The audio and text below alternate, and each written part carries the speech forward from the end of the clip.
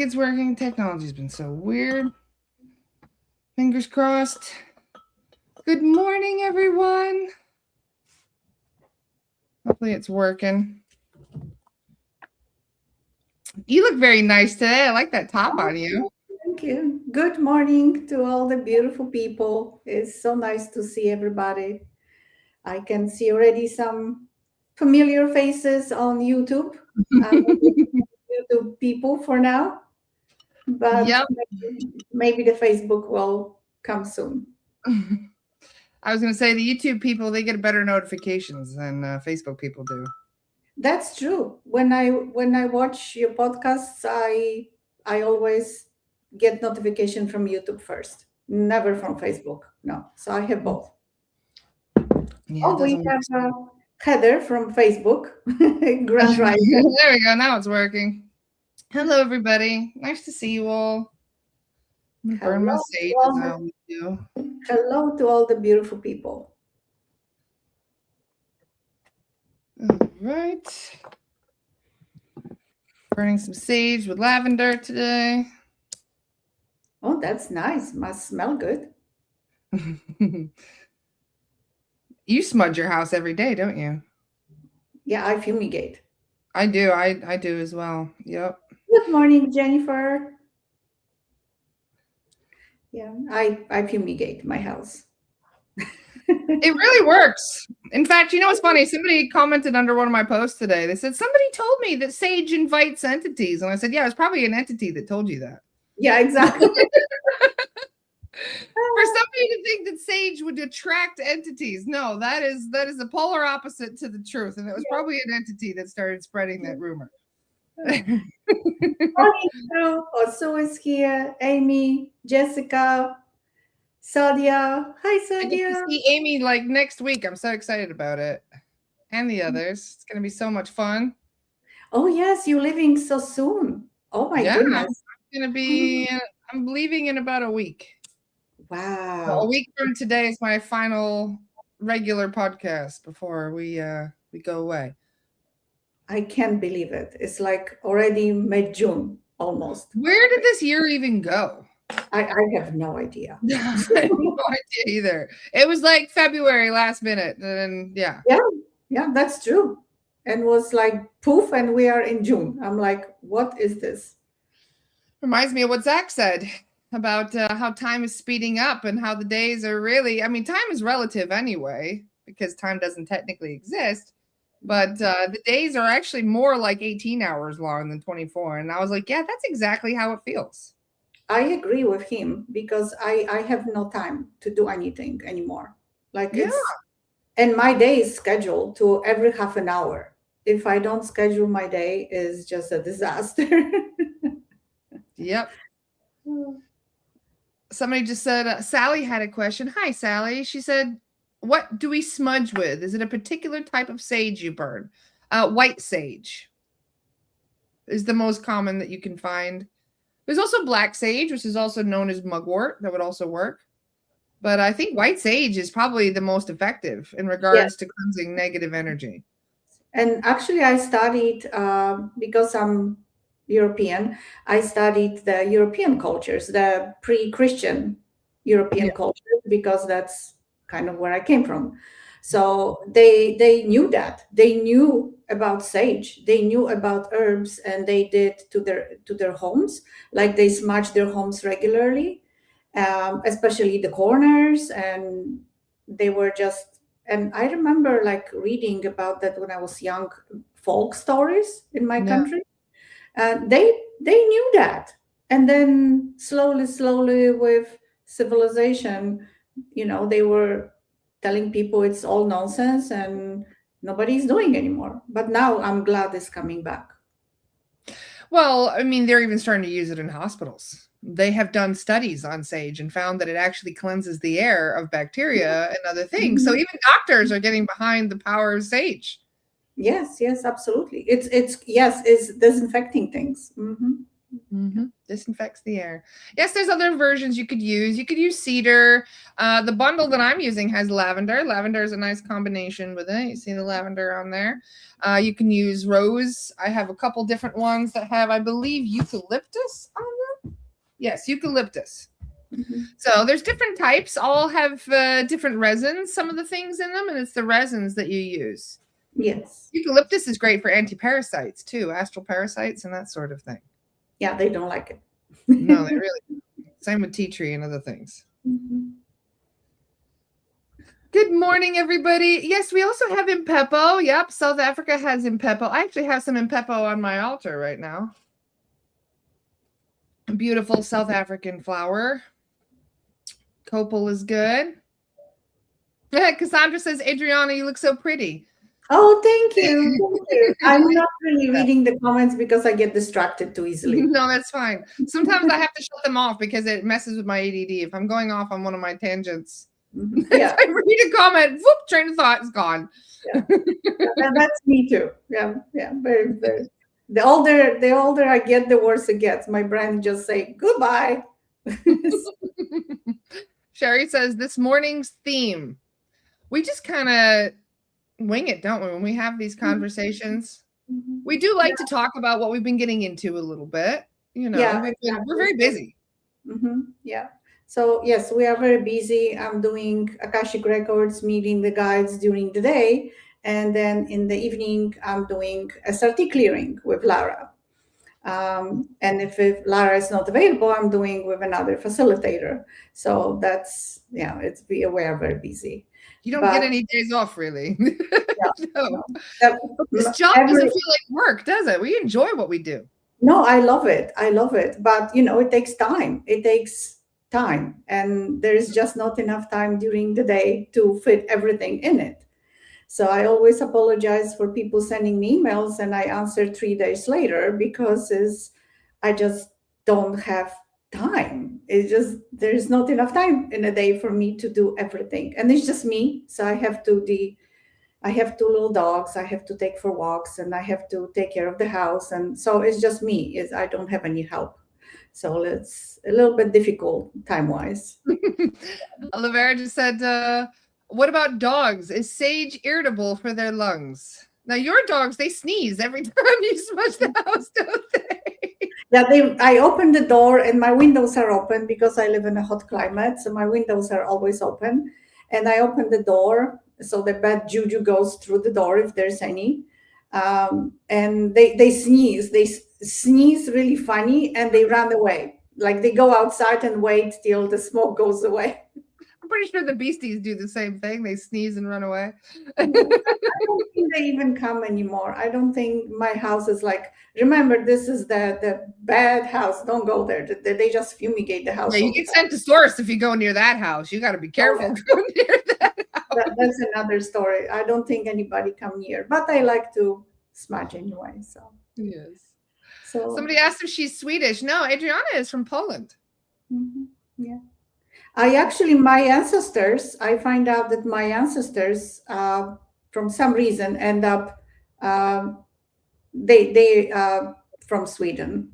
Oh, okay. So they did cross the water there. Yeah. So somehow the genetics are from Sweden. I kind of look like it. I don't really look like that, didn't you? When you chose to come here and have your human experience, you wanted something that kind of resembled being Solatian.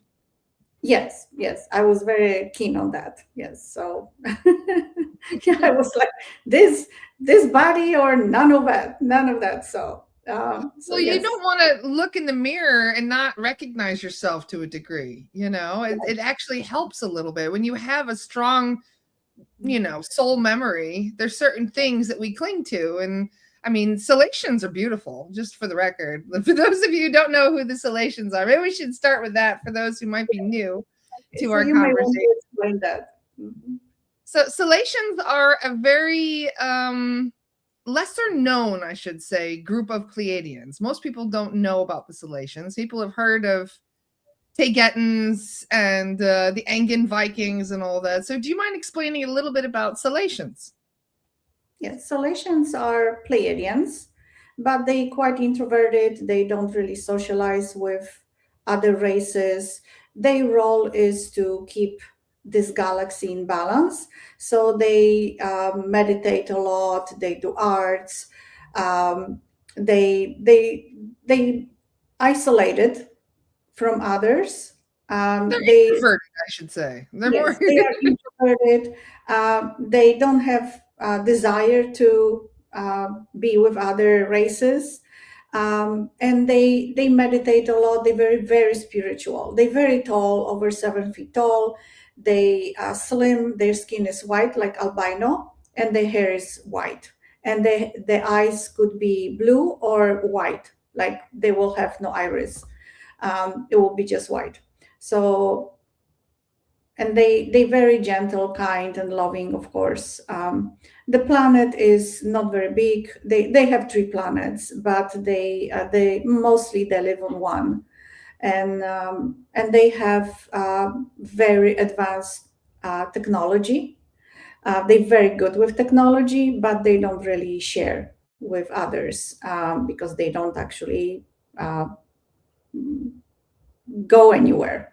So I lately find out that they actually keep in touch more with Arcturians, and that's where Arcturians helping them. Arcturians and Nordics, yeah, because they're kind of on this similar evolutionary consciousness level, I should say. Yes. A lot of when souls have experience as Nordics, then they have a choice to become Solatian next. Yes. Because it's all about basically learning and growing. We can compare the soul evolution like a human life. When the soul split from source, it's like a baby. It needs to learn how to walk, how to talk, how to eat.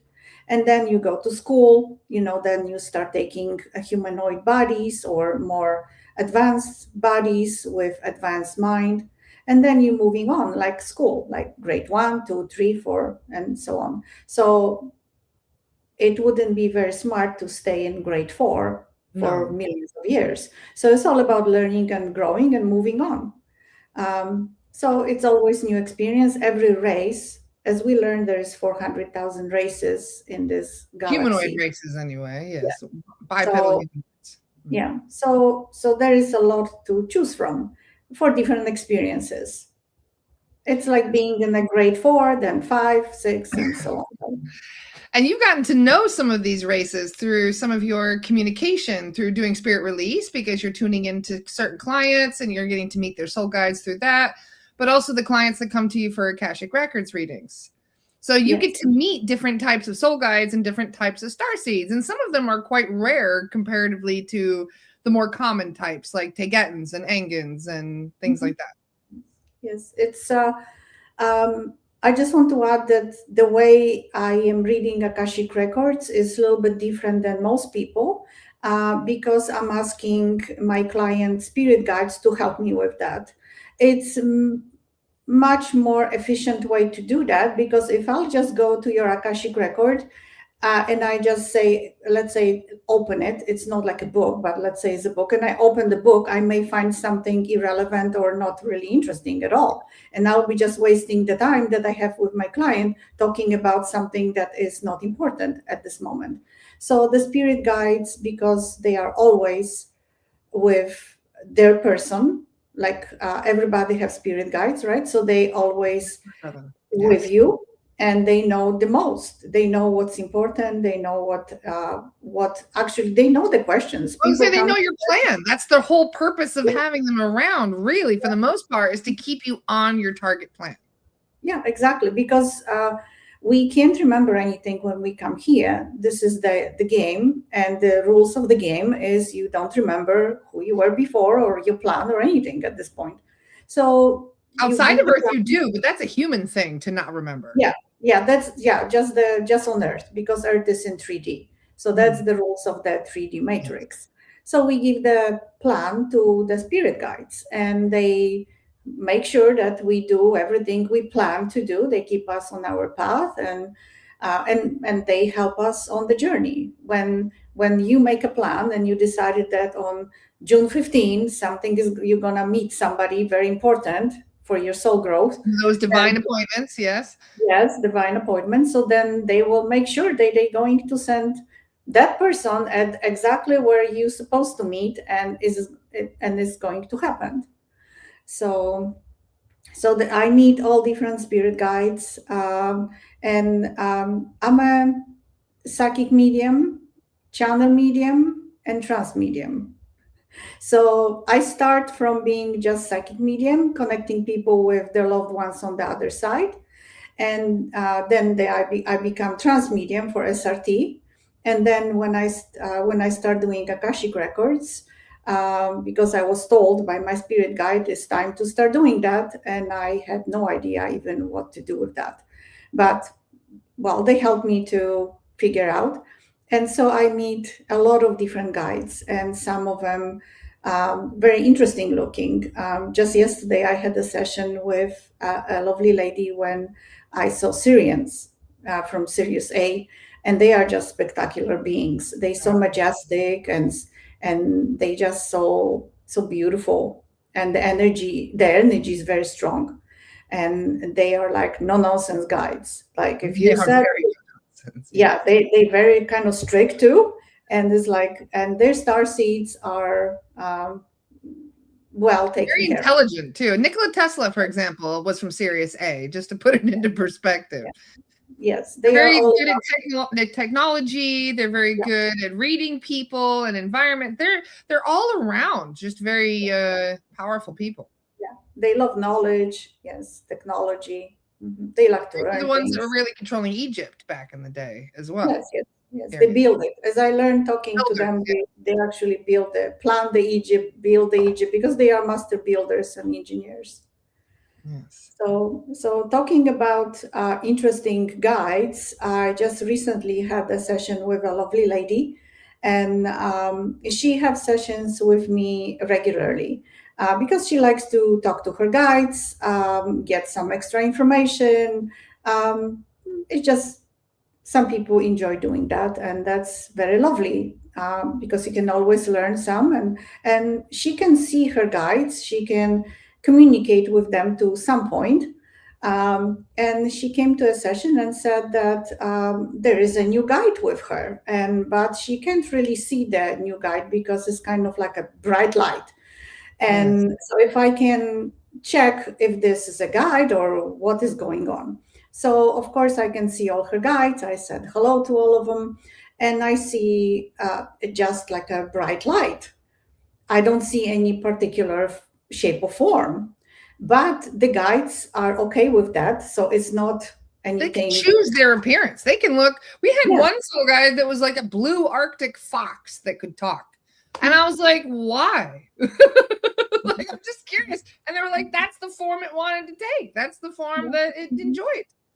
Yeah. I was like, all right. And one person had a soul guide that was a cockatoo. And I was like, really?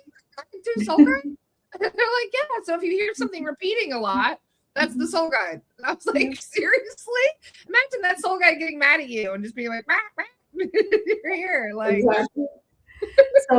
So anyway, I tune in and I can see all her guides, the same as usual. And we know each other very well at this point because we met many times.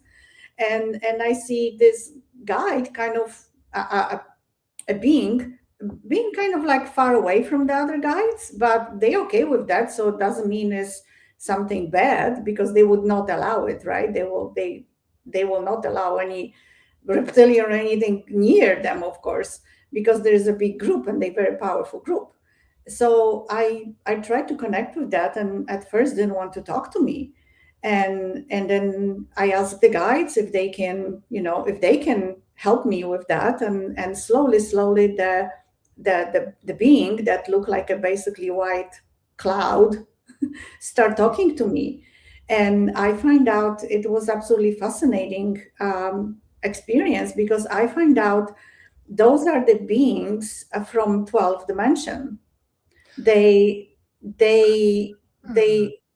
That everything ties up. Like, you see, what's I find out doing the sessions and SRT, they give us a little bit of information one by one. Like, they don't give you all bunch at once. They give you a little bit by little bit.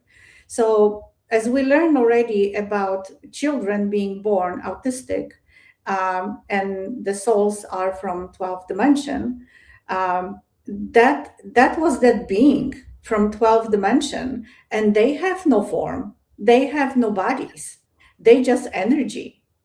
So they They're ascended beings. They have yes, ascended from the physical realms to the realms of light, where they no yes. longer require a physical vessel. Yes. So I just start talking to that being, and was the energy was beautiful. And I asked if this is her new guide, and it says no. I'm just hanging around because they let me. They allow me to be around, and I'm just observing the human life. I'm just observing because that is lovely group of guides. She has very different guides, and that's a very lovely group of guides, and they were okay with me to join them, but I'm just here to learn what is going on this planet, what is going on basically with the shift, what we are doing here, just the human experience. Sarah says, Uh, could we end up being future ascended beings? yes, of course. That's what is the soul evolution. So you go through middle school, high school, then you go, you do your So for the perspective, so like kindergarten would be like more like an animalistic life. Like yes. you're a dog, a cat, a bird, a bunny rabbit. You have Mhm. animalistic experiences working your way up to more and more complex bodies, more Yes, difficult exactly. bodies. Yes, yes. And You some have to even learn. say that humans are actually less evolved than dolphins and whales, for example, that you have to master being something like a human before you can even evolve to be a cetacean, for example, who are from Sirius B. Yes, exactly. So Yes, we're and working. then So how I remember, if you remember, I asked Zach what level, if I was trying to gauge what level, what grade we would be in. And I was like, so are we like grade 10, something like that? He's like, grade 5. I was like, okay.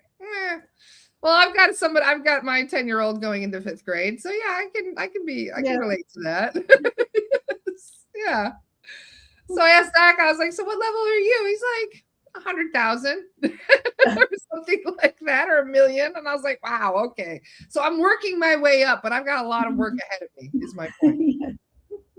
There's a yes. lot of different lifetimes. In fact, we have hundreds of thousands, if not millions of lives, don't we? Oh yes, of course, because Along the that soul evolution takes billions of lives. We're not even sure. Millions of lives. Yes. level. So I wanted to mention this one since you brought them up. And Bradley, hello, brother. Nice to see you. Bradley's in the comments as well talking about them. Oh, hello, Bradley. Bradley says, Sam told me a few weeks ago that there's a whole new race of beings coming here to help with the shift, that no one has ever heard of this race before. And I asked, how come they've never been heard of? And first of all, the vibration of Earth wasn't high enough for them to That's come. It was exactly still right. too low for them to come in, because certain beings, especially light beings, can only lower their frequency so much before it's almost like it bottoms out, where that's about as low as they can go. Yes. So that's why we are seeing very different beings, like the children that they are born right now. The souls are coming from 12th dimension, and we never heard about those beings before because they couldn't come here. The vibrations were too low. And now when we're working on rising vibration of the planet, and that's what we are here for, they finally can come. But as we learn, they choose different bodies.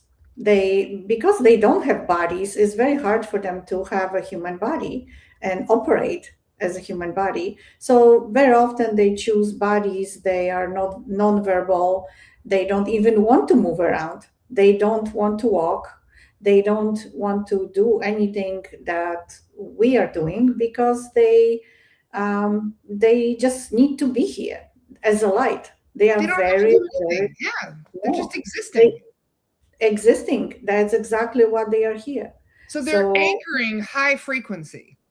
yeah, that's what they're doing, and they are not interested about matrix, because children very often pulled into matrix, right? Yeah. And they're not interested. They just basically doing what they came to do. They are the light, and they anchoring the light being here. That's what they need to do. Mhm. One of the most helpful things that one of the parents told me, that learning about her children being one of these beings, is that she knows that they're safe now. Because she was quite concerned being, because they can't, especially if you're nonverbal, you can't tell somebody where it hurts. You can't really tell somebody when you're too cold. You can't really communicate in ways that normally you would be able to. So it does make it more challenging to give them the level of care that they deserve. Yeah. And so it's very stressful for parents, especially parents of special needs kids, who are trying to give them everything that they need and support them to the best of their ability. And one of the other things that sets them apart is that they're all mediums. They can all see everything around them. Mm-hmm. They can see what's going on. So they know when there's a beastie around that's bothering them, for example, and it causes additional stress to them. Mm-hmm. Yeah. And that's why we've been seeing more and more parents of special needs children coming forward and asking not just for a bit of context, a bit of understanding as to why their child chose this specific experience, but also how they can, support them the best, what they can do to keep them safer spiritually. Yes, exactly. Mm-hmm. And they sometimes when they're screaming and they're not comfortable because they are attacked by beasties. They don't want them to be here, so of course they attack them. They attack us. They don't want us to be here. And imagine those high vibrational beings being attacked regularly. So it's very important that the parents get the knowledge and education, and they can help. And knowledge is power. Yes, it is. And for people who are kind of learning about these gifts, one of the things that really helped me, I really enjoyed the telepathy tapes. Yes. Because parents are starting to learn that, well, many of them have been gaslighted. They're like, I swear this child can read my mind. And the doctors are like, oh, no, they can't. And then you go and listen to the telepathy tapes, and there's a whole organization trying to prove that these children are highly telepathic. Mm-hmm. Yes. Yeah. And they have a job to do here, and we should be grateful that we have them here, because they helping us. We are pulled by matrix all the time. We have so many things to do every day, grocery shopping, this and that, and we forget. Our vibration go low, and they don't have to do anything of that. They just basically like monks sitting and meditating. That's what their job is. They don't need to meditate because they already came prepared, extremely high vibrational. And yes, absolutely. Yes. Mm-hmm. So they're invested. I think Source sent them, didn't they? I think Source is called them to asked them to come and help. Yes, because now the vibrations are much higher than used to be, that other beings can come to and help. And a lot of people on my Facebook page, a lot of people, when I post something about going through the shift and things like that, that people are like, why they are not here, boots on the ground, why they not helping us? And that's not what they're supposed to do. No, they are. We're using a loophole, so to speak, a little bit. Yes, that's where the starseeds come. They're like, why aren't the aliens coming down here and fixing things? And then the star seeds are like, oh my God, like we're exhausted. What are you talking about? Exactly. But one of the most heavy things that we've learned too is that so many of them come here in such a loving, selfless way. Like they just want to help. Looking at you Nordics especially, they just want to help. They come here with this, send me in, coach, I'm ready. They're so altruistic and loving and compassionate and joyful, and they're wonderful people. We call them sweetie pie Pleiadians because of this, but they're the ones that seem to be attacked the most.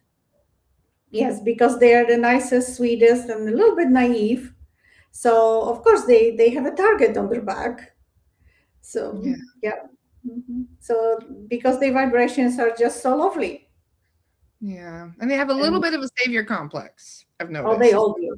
Every time they all do, yes. In fact, we've even noticed that many of them, I can tell just from recognizing two different thought forms. One of them is guilt. Oh, yeah. And I'm like, why is guilt in there? And they're like, they're feeling guilty that they're not doing enough. Yeah. And we're like, wait a second. They're basically bending over backwards for people. They would give the shirt off of their back for somebody else. And you're claiming you don't do enough. You feel guilty that you're not helping more. They always do. That's what Nordics are like. Yeah, that's very much. And they people pleasers, and they have no boundaries, and people using them all the time. So they're not having the best time here because they are just too nice. They're just too nice for this planet. Yeah. So this is why one of the most common pieces of advice that we give in our reports is to set those boundaries and to recognize, to not to have the white knight savior complex. You don't need to go rushing in like, I'm here to save the day in every situation. And you know what the most interesting part is? None of the starseeds came here to help humans. No, none of you guys did. None of you. Not one starseed is here to help humans. All of the starseeds all the new starseeds came here to help Gaia. Yeah. To just be here. To just be here. Just hold the light. That's it. Yeah, that's it. And and then of course when they decided to come here, they saw great opportunity for their soul growth to learn specific lessons, because there are specific lessons only available in 3D. So of course it's important to learn those lessons, and everybody chose a little bit different lessons. But because we can't remember, who we were and before and things like that. So that's a great opportunity for soul growth. And those lessons are very, very important. So they came here to just have human experience, help Gaia with vibrations and frequencies, but they always think they need to help everybody, every single person they need to help. And they feel guilty about it. So and guilt, what does guilt do? It lowers your vibration. Yes, of course. It's very low vibration to people who are gonna exploit your kindness. Yes. And I keep explaining people that guilt and shame is man-made. Actually, is learned. If you wouldn't be told in childhood that shame and guilt doesn't exist, you will not know that. Because there were studies done when I read about the scientists went to Amazon jungle, and there were tribes running naked and having, sex everywhere, and they like, aren't you ashamed of that? And they like, what is shame? We don't know what it is. Like, why are you running naked and things like that? So they were not told what shame is, or guilt. So they didn't know about it. It's programs. We had programs downloaded since, from our parents, grandparents, school. It's just programming that you're supposed to be guilty, you're supposed to be doing this. And there's a lot of spiritual teachers saying you need to remove suppose from your vocabulary. That's it. And I totally agree with that. Mm-hmm. And one of the other things that we've noticed too is about vows that new starseeds make. One of the most common vows we find for new starseeds is a vow of obedience. Yes. Because when you come in here, especially in childhood, you're more vulnerable to programming. Yes, very much. You don't know what's going on. You're new here, right? So you're trying to survive, basically. And many new starseeds tend to struggle with things like finances, another reason, because it doesn't exist on other planets. I still don't understand that. I still don't understand why piece of paper, I have to give somebody a piece of paper for exchange of something. It's like, this just doesn't make any sense. It's a piece of paper. So if you don't understand it and you're the one down here, what about your guides? Do they understand it? Oh, no, they have no clue. When Zach came, because Zach is my spirit guide, I have different guides before I start doing SRT, but Zach is specifically for SRT and is just my guide from now on, because my preferences is to just have one guide. I don't like to have multiple guides. Some people do, great. Everybody's different, and that's what makes this place very interesting place. So my preference is that I have just one guide. So Zach is for SRT and is my personal guide. And so I had to explain to him what actually money is, because he had no clue. Didn't even know what insurance is. There's a lot of things that Zach didn't know about. I'm like, I was telling him I need to go pay the insurance, because I live in a kind of third world country. So I have to go physically to the office, bring money, and pay for insurance. So I was asking, can you, and when I go there, we go through a cemetery. So I was like, oh, maybe we can clear the cemetery when we're driving through and things like that. And he says, oh, sure. And I says, well, keep me safe, because the driving here is absolutely nuts. So I always ask him to keep me safe and, remove all the NPCs from the road. I don't need them. I have understanding about what's going on with the NPCs and why they're here. So I don't need them. So he's like, what is insurance? I'm like, of course you don't know. How would you know what insurance is? So I have to explain to him everything. And that's what I tell people during sessions. You have to be very specific when you talk to your guides, because they really don't understand what this human life is all about. They don't understand money. When Zach saw my car, he was laughing his head off. It's like, what is this? It's a spaceship that doesn't fly. He's like, what is this thing? What do you do with that? Or otherwise, if you're telling Fergus, who's been in a death loop for 270 years, it's a motorized carriage. Depending on where your guide is from, there's certain things they're not going to understand. Yeah, exactly. Well, at least, for Fergus, this kind of makes sense. But imagine old-fashioned regular car, engine, just regular engine, and we have to drive from point A to B and park and this and that. It's like, what is this thing? Yeah, so people don't understand that you really have to be specific. It's more than, you don't just say, I need a new job. No, I need a better job. The guy's gonna be like, what constitutes better? More pay, better hours, work from home? Like, what do you want? You have to be specific. Yes.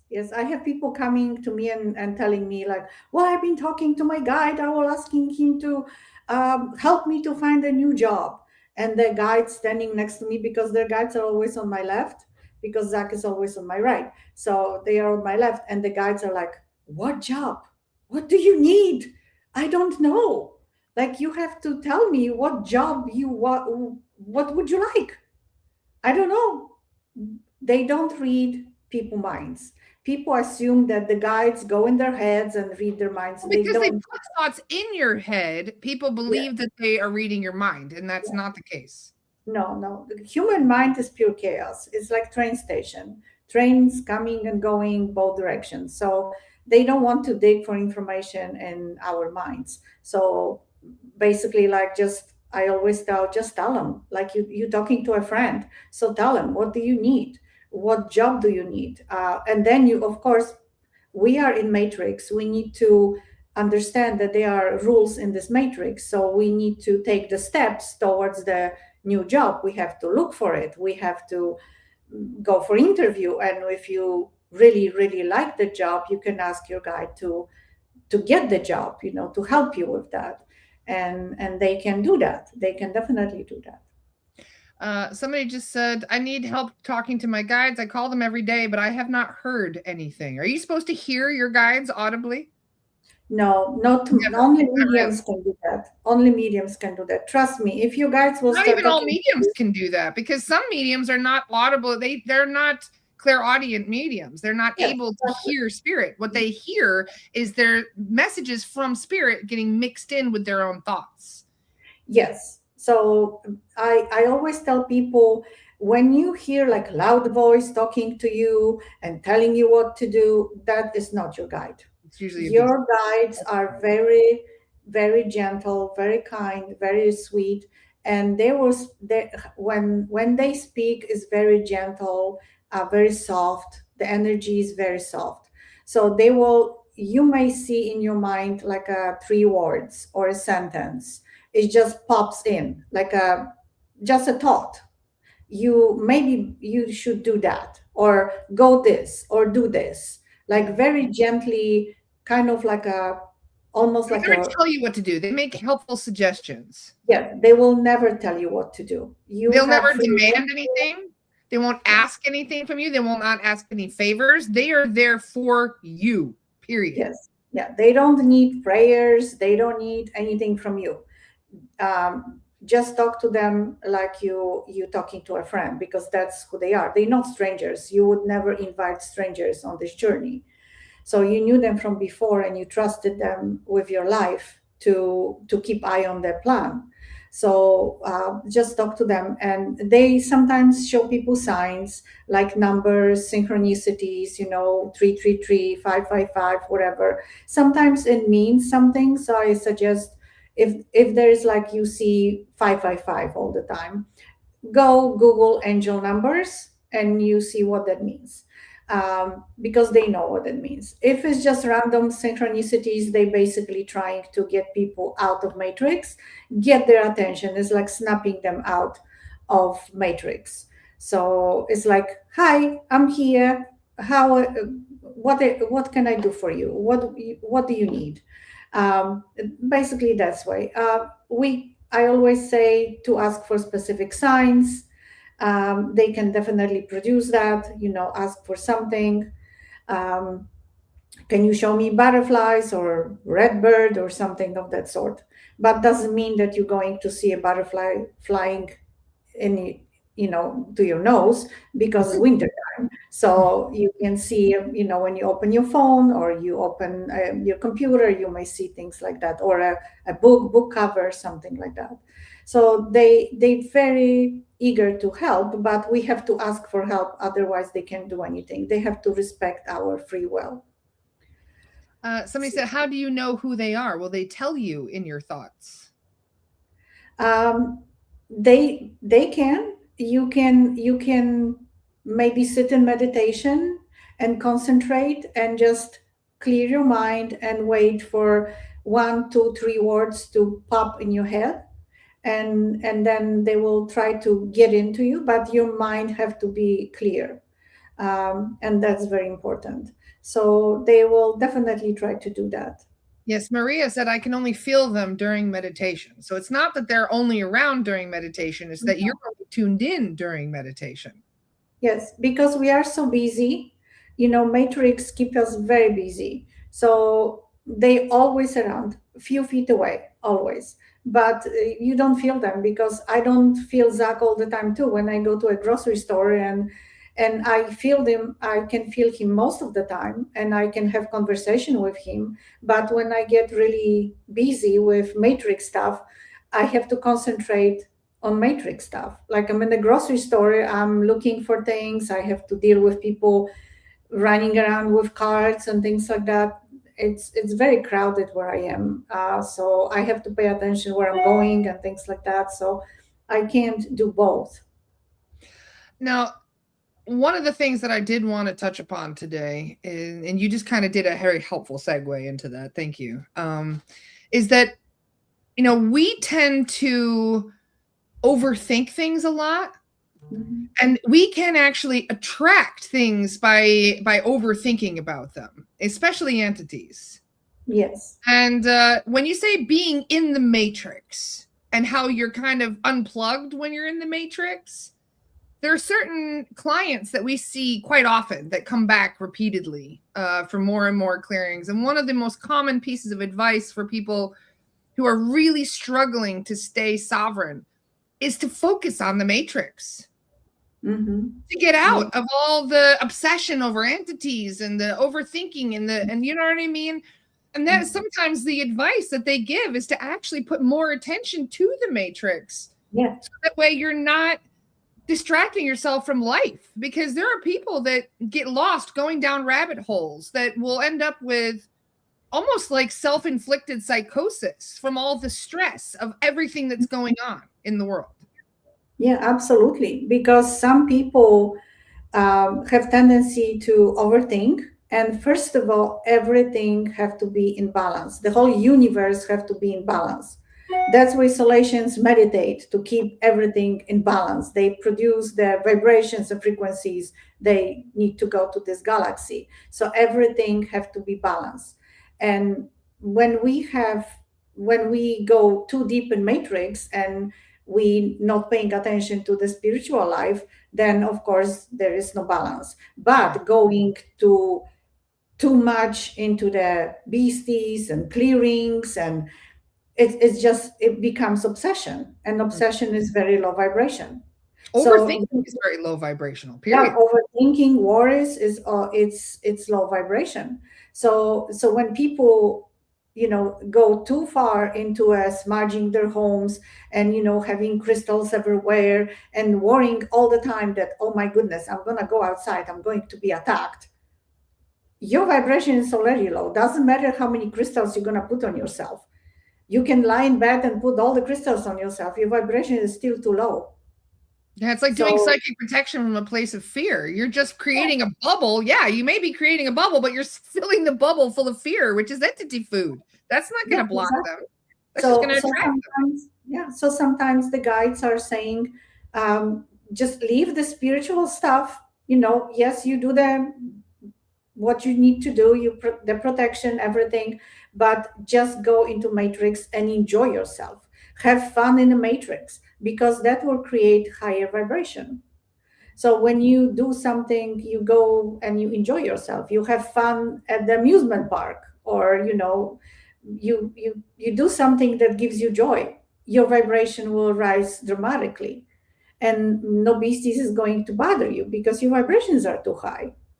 Like, that's why children are mostly okay, because they laughing, they giggling, they don't have to worry about paying bills and going to work, and that's why it's natural, right?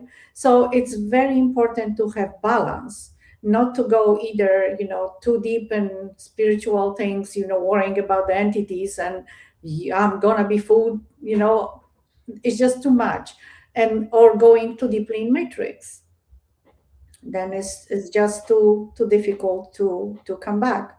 And talking about vibrations and frequencies, a lot of people during my sessions asking me, I have to pretty much in every session I have to explain about vibrations and frequencies. So basically everything in the universe is vibration and frequency. Every thought, every emotion, every word we speak carries a certain energetic signature. So we may not see with our own eyes, we cannot see vibrations, of course, but we feel it in our lives and in the people around us. You can feel when somebody is low or high vibrational. That's rather easy to detect. So when a person spends their time gossiping, criticizing others, spreading rumors, or speaking negatively about people behind their backs, they are operating from lower vibration. Those behaviors come from judgment, insecurities, jealousy, anger, or a need to bring others down in order to feel better about themselves. And we can usually see that around. I'm sure everybody have somebody like that in their life. So people with a higher vibration tend to focus on growth, kindness, wisdom, and self-improvement. They understand that their energy is important, is very important. Its energy is currency. So they do not waste time discussing other people's lives. Instead, they focus on their own journey and look for ways to uplift those around them.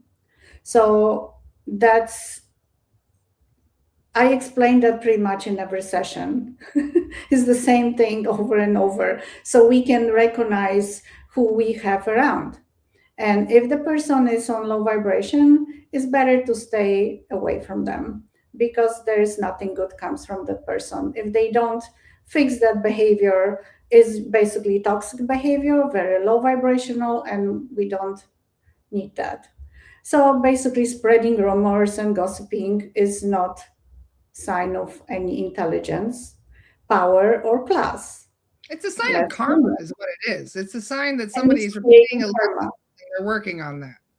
It is often a sign that the person has not yet mastered their own mind and emotions. Truly classy people do not need to tear others down. They speak with integrity, respect, and purpose. They understand that words have power, and that whatever energy they send out, it returns to them. So it's exactly what you just said is karma. So if you see people like that around, just stay away from them. Just That's what accept them I. as the individuals they are. You gotta meet people where they're at. You know, you can't change people. And so there's always gonna be, as we lovingly call them, the crabs in the bucket trying to pull you down to their vibration. This is Yeah. why Yeshua was always telling us to turn the other cheek and not take things so personally. But one of the things that the guides often say, and I keep hearing this, is they're like, stop taking life so seriously. Yes, exactly. Exactly. We take it so serious. It's like something bad happens and we feel like, oh, okay, well, everything is ruined. Like we blow things out of proportion all the time without realizing that, most of this is just a lesson. Accept it for the lesson and move on. Mm-hmm. Yes. So it's always I hear this from guides, just go with the flow. Go with the flow.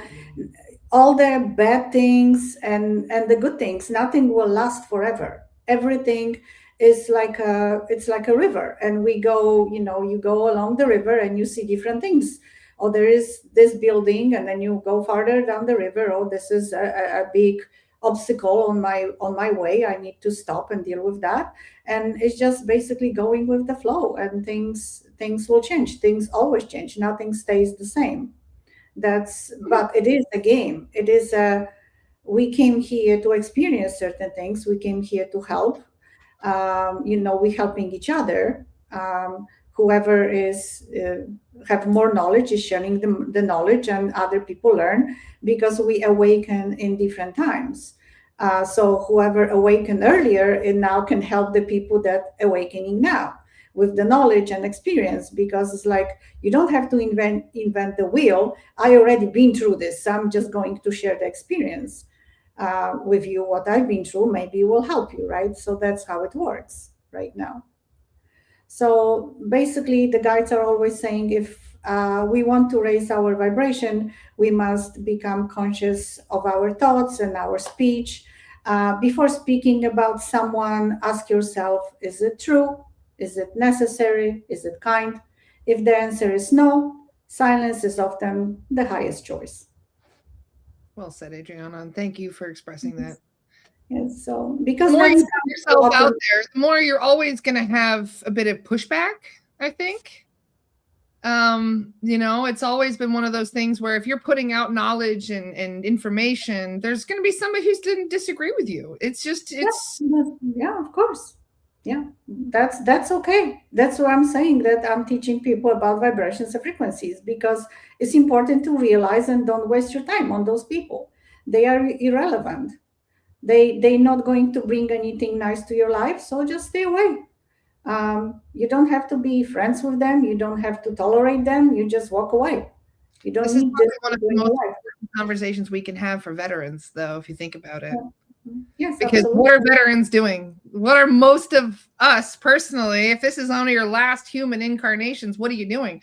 You're trying to repair and mend broken situationships from past lives, even, or from this lifetime, depending on where the karmic contract came between you. So it's almost like a tying up of loose ends, where you may have it's almost like a parade of people coming and going from your life. Yes. And that can be a bit daunting, can't it? Some of them come in very, hot and heavy. Some come in very like an explosion in your life.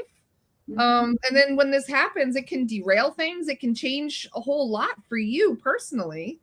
But then we realize, especially later on when we're going through our agreements and trying to work out what we still have to work on in this lifetime, that's when we realize, okay, I have to forgive that person. I have to let it go. So I can't take it with me when I leave. Yes, yes. So yeah, so just cut the ties and you're free to go. That's very Best way important to to do that, understand. just walk away and just forget about that person? Is that enough? Yeah, because if they did something to you and you are the victim and you don't want to be a victim anymore, you walk away. And you like, no, I'm not going to deal with that. And I'm just walking away. And that person, if they have karma towards you and you leaving this planet and they are going to stay on the old earth, they have to deal with that themselves. They have to find ways to learn what they did, because it's all about learning experience. If you hurt somebody, then you have to learn how that feels, right? So that's what karma is all about. It's not punishment. It's Shoe on just, the other foot. It's an yeah, opportunity to learn from each other. yeah. So they need to understand that what they did was wrong, and hopefully you're not going to do that again. And that's how they learn. But when we look from this experience from human perspective, we can see it and we like, wow, this person, it will take them like probably 10 lives to learn this, because so far is in they are in the dark woods with this. And but the higher self doesn't care how long it will take for that to learn. They It really doesn't, don't, doesn't it? They oh, don't it care. doesn't It takes you exist. 100,000 lifetimes to No, learn a lesson. They're like, all right. they don't care. So we cannot look at that from human perspective. We have to look at that from the soul perspective. And it's like, okay, I need to learn this. So if it takes me 100 lifetimes, that's so be it. I don't I care. hear Dolores in my head going, old souls are slow learners. Think, okay, well, I'm an old soul. And it's like, okay, yeah, I am a slow learner too. Yeah. Yeah, sometimes I am. But they say the lessons that you learn immediately like that, that's a lesson you already mastered in a past life. It's the lessons you're still working on that are the hardest. Yes, yes, absolutely. So Absolutely, you're yes. gonna keep testing again and again. And repeats over and over. And sometimes because the veterans on their last life, that lesson will repeat and repeat very quickly. Like if you don't learn, it's like boom. In 6 months later, boom, same thing. Nothing, boom, again, again, again. Because it's like you have no time, you're running out of time. So it's gonna, and this also is going to intensify, it's gonna get worse. So if you don't learn, the first time, you're like, no, it's not that bad, I'm okay. And then no, you're supposed to have boundaries, you're supposed to say no, you're supposed to walk away. You self-respect, walk away. No, you Self-respect, did yes. not. You did not. Then boom, 6 months later, intensify. The experience is gonna get worse. And then you basically at the point when you are like, oh, this is bad, this is so bad. That's when you hit rock bottom, right? Exactly. And some people have to hit the rock bottom to understand the lesson. That's when the wake Otherwise, up call happens, yeah, where you snap out of it sometimes. yeah. I was told by the guides that person have to be on their knees to understand that.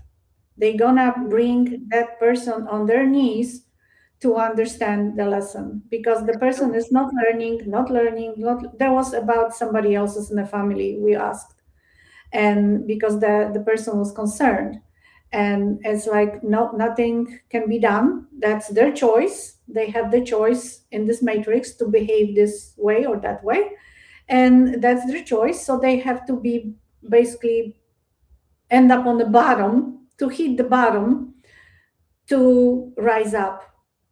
So, and it I'm is just hard chuckling at what to Jessica see said. your loved ones. Sorry, no, she said Adrianna told me if they have 2 arms and 2 legs, they can do it themselves. That sounds like something you would say. Well, that's actually the guides always tell. They say the same thing. I heard this from the guides. They actually got very upset about few people that, especially the Pleiadians, they are so loving and gentle and kind, and they take people take advantage of them big time, right? And they eventually actually get sick. Their health suffers because of that. They don't have time for themselves because they feel guilty taking time for themselves, and they just run down. And the guides actually got upset about this one person, and they says, no, if you're not here to babysit adults, if the person is an adult and have two heads, two arms, 2 feet, and 3 working brain cells, they can take care of themselves. Yes, they can. And Absolutely. a lot of guides picked up on that, because I think they're in cahoots. They all talk to each other, because I hear the Yes, same they are. They thing are in cahoots. from different guides. I have the same sentence or the same Oh, they analogy. got the Pleiadian memo, right? They sent it out to all the, yes. I think they like go back to the, to the mothership, and it's like, okay, this is not working for the star seed. So okay, this is, write it down, put Zach in the memo. had a meeting where he gave him a good shake and was like, look.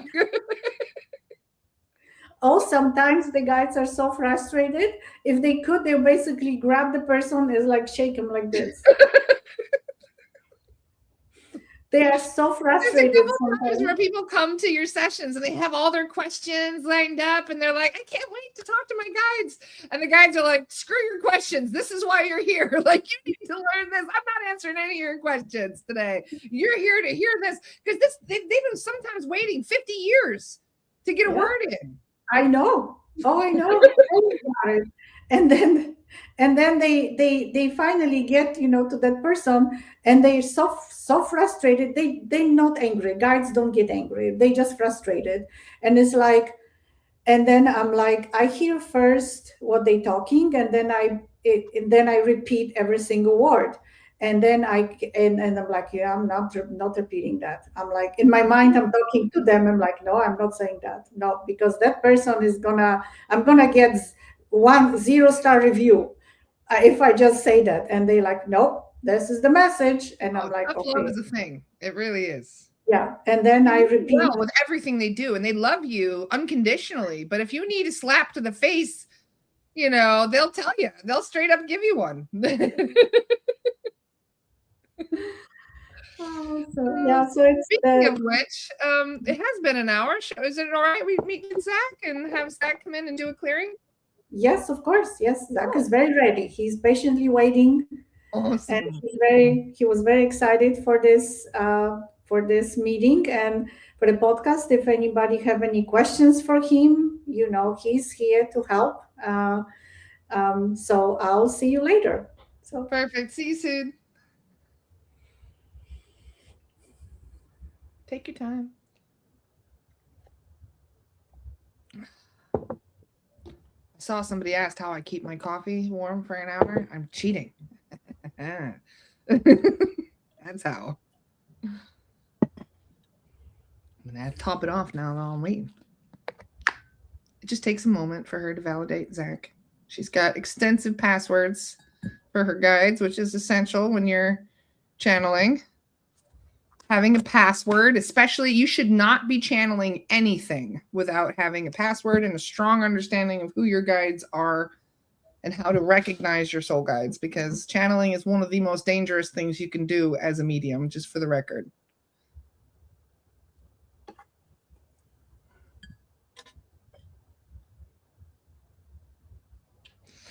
I'll just take a moment.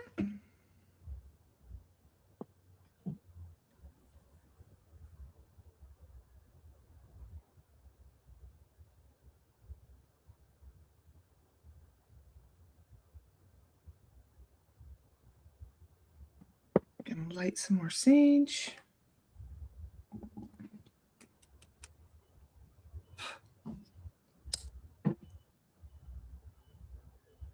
One of the funny things that I learned about Adrianna's passwords is one of her passwords is a song, and Zach has to sing the song before she'll let him in. And I asked, why did you pick a song? And she goes, well, reptilians can't sing. It really cracked me up. So we've been using songs as passwords ever since. We recommend changing your passwords every once in a while, too.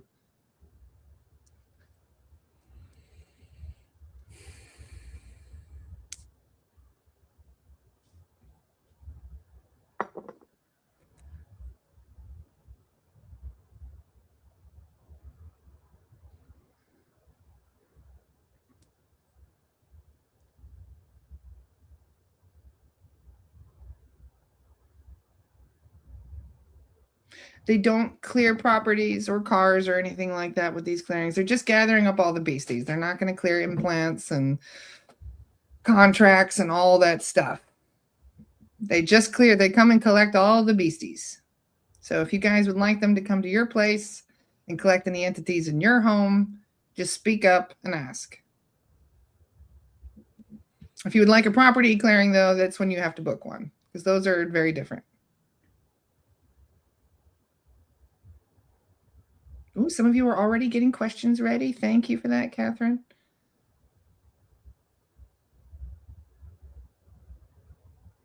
Hello, Lara. Hi, Zach. And hello to all the people watching the podcast. Thank you for joining us today. Yes, it is my pleasure. Zach, are you of the highest of light and serving the highest good of all? Yes. Are you of the highest of light and serving the highest good of all? Yes. Are you of the highest of light and serving the highest good of all? Yes. Thank you, Zach. Thank you for asking. And thank you to your team for making sure that we're all sovereign today. Yes, of course. We started the clearing earlier. I had a feeling you did. Thank you. So do you have any messages for people today? While I get rid of a spammer, I'm going to ban him real quick. Bye-bye. Hey, do you have anything you wanted to say to the collective today? Yes, I am looking at the collective and I am very happy to see so many people working so hard on themselves, raising their vibrations and understanding they are very important for this shift. Every starseed, every light worker, everybody who is willing to work on themselves is keeping their vibration high, understanding what is going on this planet is very important for the shift. Every single person counts because, as you noticed, this is like tug of war. We raise the vibration, then the dark side start wars, conflicts, try to lower the vibrations. So we have to stay vigilant and do everything in our power to take care of the star seeds, especially needs to remember they need to take care of themselves. It is extremely important to take care of the human bodies because if the human body is sick, it cannot stay in high vibration. So it is not selfish. Self-care is not selfish. It is important to remember that. And a person cannot be in high vibration when is sick, lying in bed in pain. So I'm always talking about staying healthy, paying attention to the diet, hydrating well. Especially lately, we're getting so many energy coming from the central sun. And a lot of people don't feel so good with that because they're not used to so much light coming into their bodies. So, hydration is extremely important and grounding. Grounding is very important for everybody. And right now, most people have summer in their countries, so they can go bare feet on the ground. They can hug trees. They can spend time in nature. And this is extremely important. And being in nature is actually going to raise their vibrations. So, being in nature, mindful walks. If you have a dog, take your dog for a long walk. They will love that. And just look around, look at the birds, listen to the trees, listen to the wind. And that's very easy to raise the vibrations. So, please be mindful of that. Yes, and of your thinking, especially. Yes, of course. Positive thinking. Positive thinking is very important. Keep your eye on the prize, as they say, right? Yes. Especially with Yes. all these timeline shifts and all these changes that are happening and all these crazy energies coming in. We had a big X-class flare, and it's going to Yes. get more intensified as we move closer to the shift. And as you say, yes, they do play dirty, so that's why they're trying their best to kind of put on the brakes. The more these shifts start to happen, the more the shift intensifies, the more desperate they become. Yes, and you can see that quite clearly lately. Yes. So, what's some of the silver lining that we could pay attention to kind of help us to keep going? It is a beautiful planet. Gaia is very beautiful. So enjoy yourself being here. Enjoy yourself. Look at beautiful places. Just spend time with each other. Connect.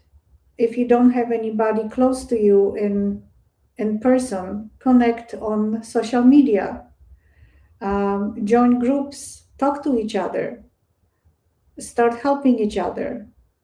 It is important that people communicate and share their knowledge, share their experiences.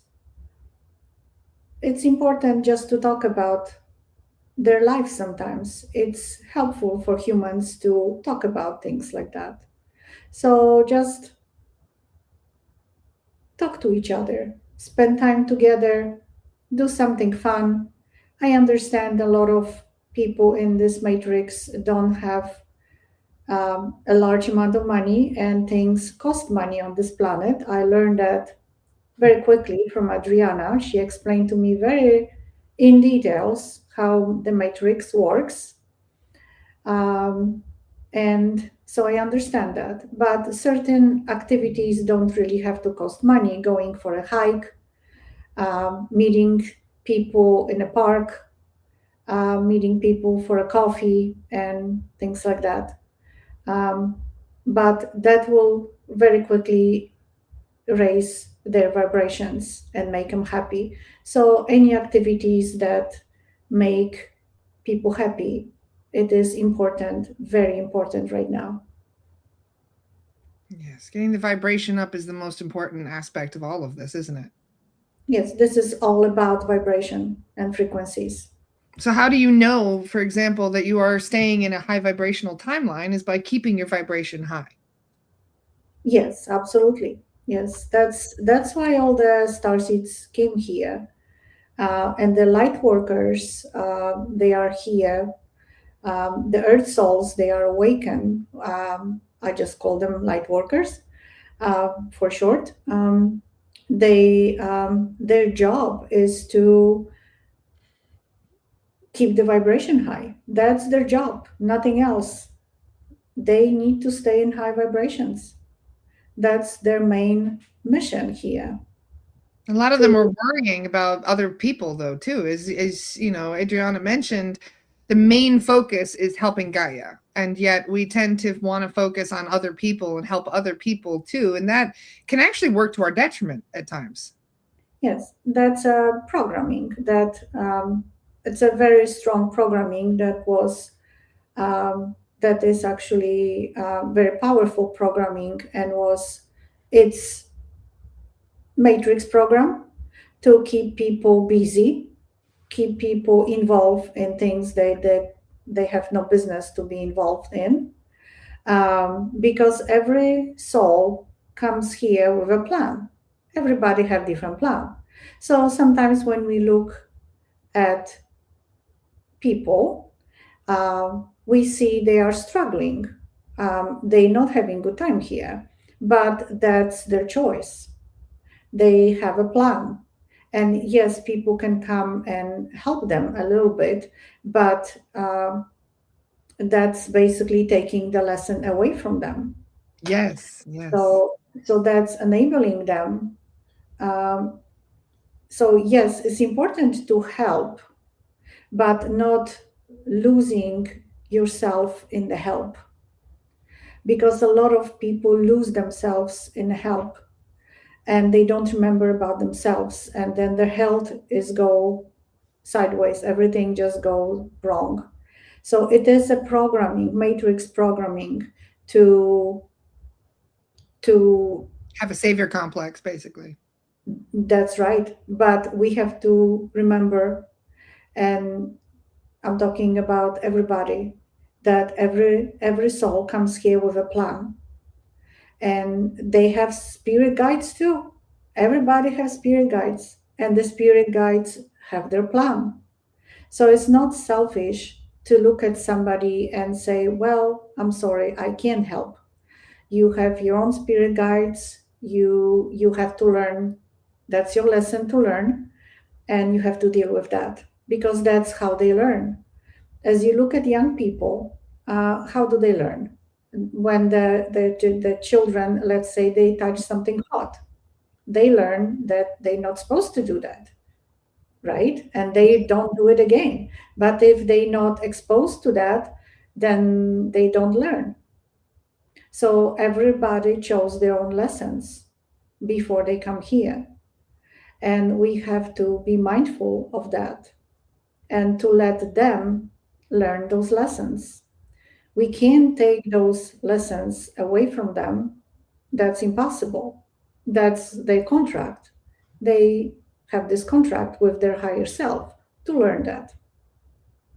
So it's a programming, and I'm hopefully that people can understand that there is certain programs in this matrix to prevent them to move forward, keep them very busy, and wasting their time. Yes. Keeping them distracted. Yes, exactly. This is all about distraction. And there is one of the programs that I think everybody can clearly see at this point, that a lot of people have very toxic family members. But the programming is that you need to be close to your family no matter what. You need to keep together because of your blood. And their family members are very toxic, very negative. So ask yourself a question. Do you want to be around people like that? Do they bring anything nice into your life? Do they enrich your life? Or do you feel like you're on a hamster wheel repeating the same stuff over and over with them? It doesn't matter if it's your family or not. If they are negative people and they harming you, why would you want to be around with people like that? But the matrix, it will tell you that no, because it's your blood, it's your family. You need to stick together. That's matrix programming as well. Well, there's a lot of starseeds that didn't make a plan to have a romantic interest down here either. And then they're like, well, it's not important. I'm here to have a good time. I'm here to be human. I don't need a relationship. And then they come down here and everybody's pairing up around them. And it's hard to survive as a single individual a lot of the time too, financially. And then people are starting to wonder, where's my person? And then you realize that's not really part of the plan, is it, for a lot of starseeds? Yes, they chose not to have a romantic partner because, first of all, it's very easy to get yourself on the wheel of karma,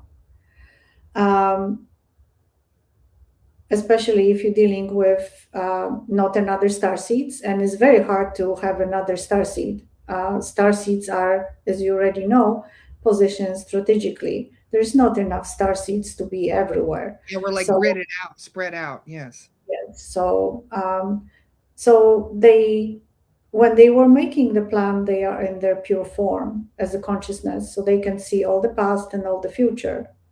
So they choose not to be with partner here. They don't want to be distracted. They worry about getting on the wheel of karma. They don't want to have any children. And then they come here and they start being pressured by the family member. When are you going to get married? Where are my grandchildren? And this is a programming, again, another matrix programming. And they feel pressured and they start thinking about it even before they never thought about that, because it's not in their plan.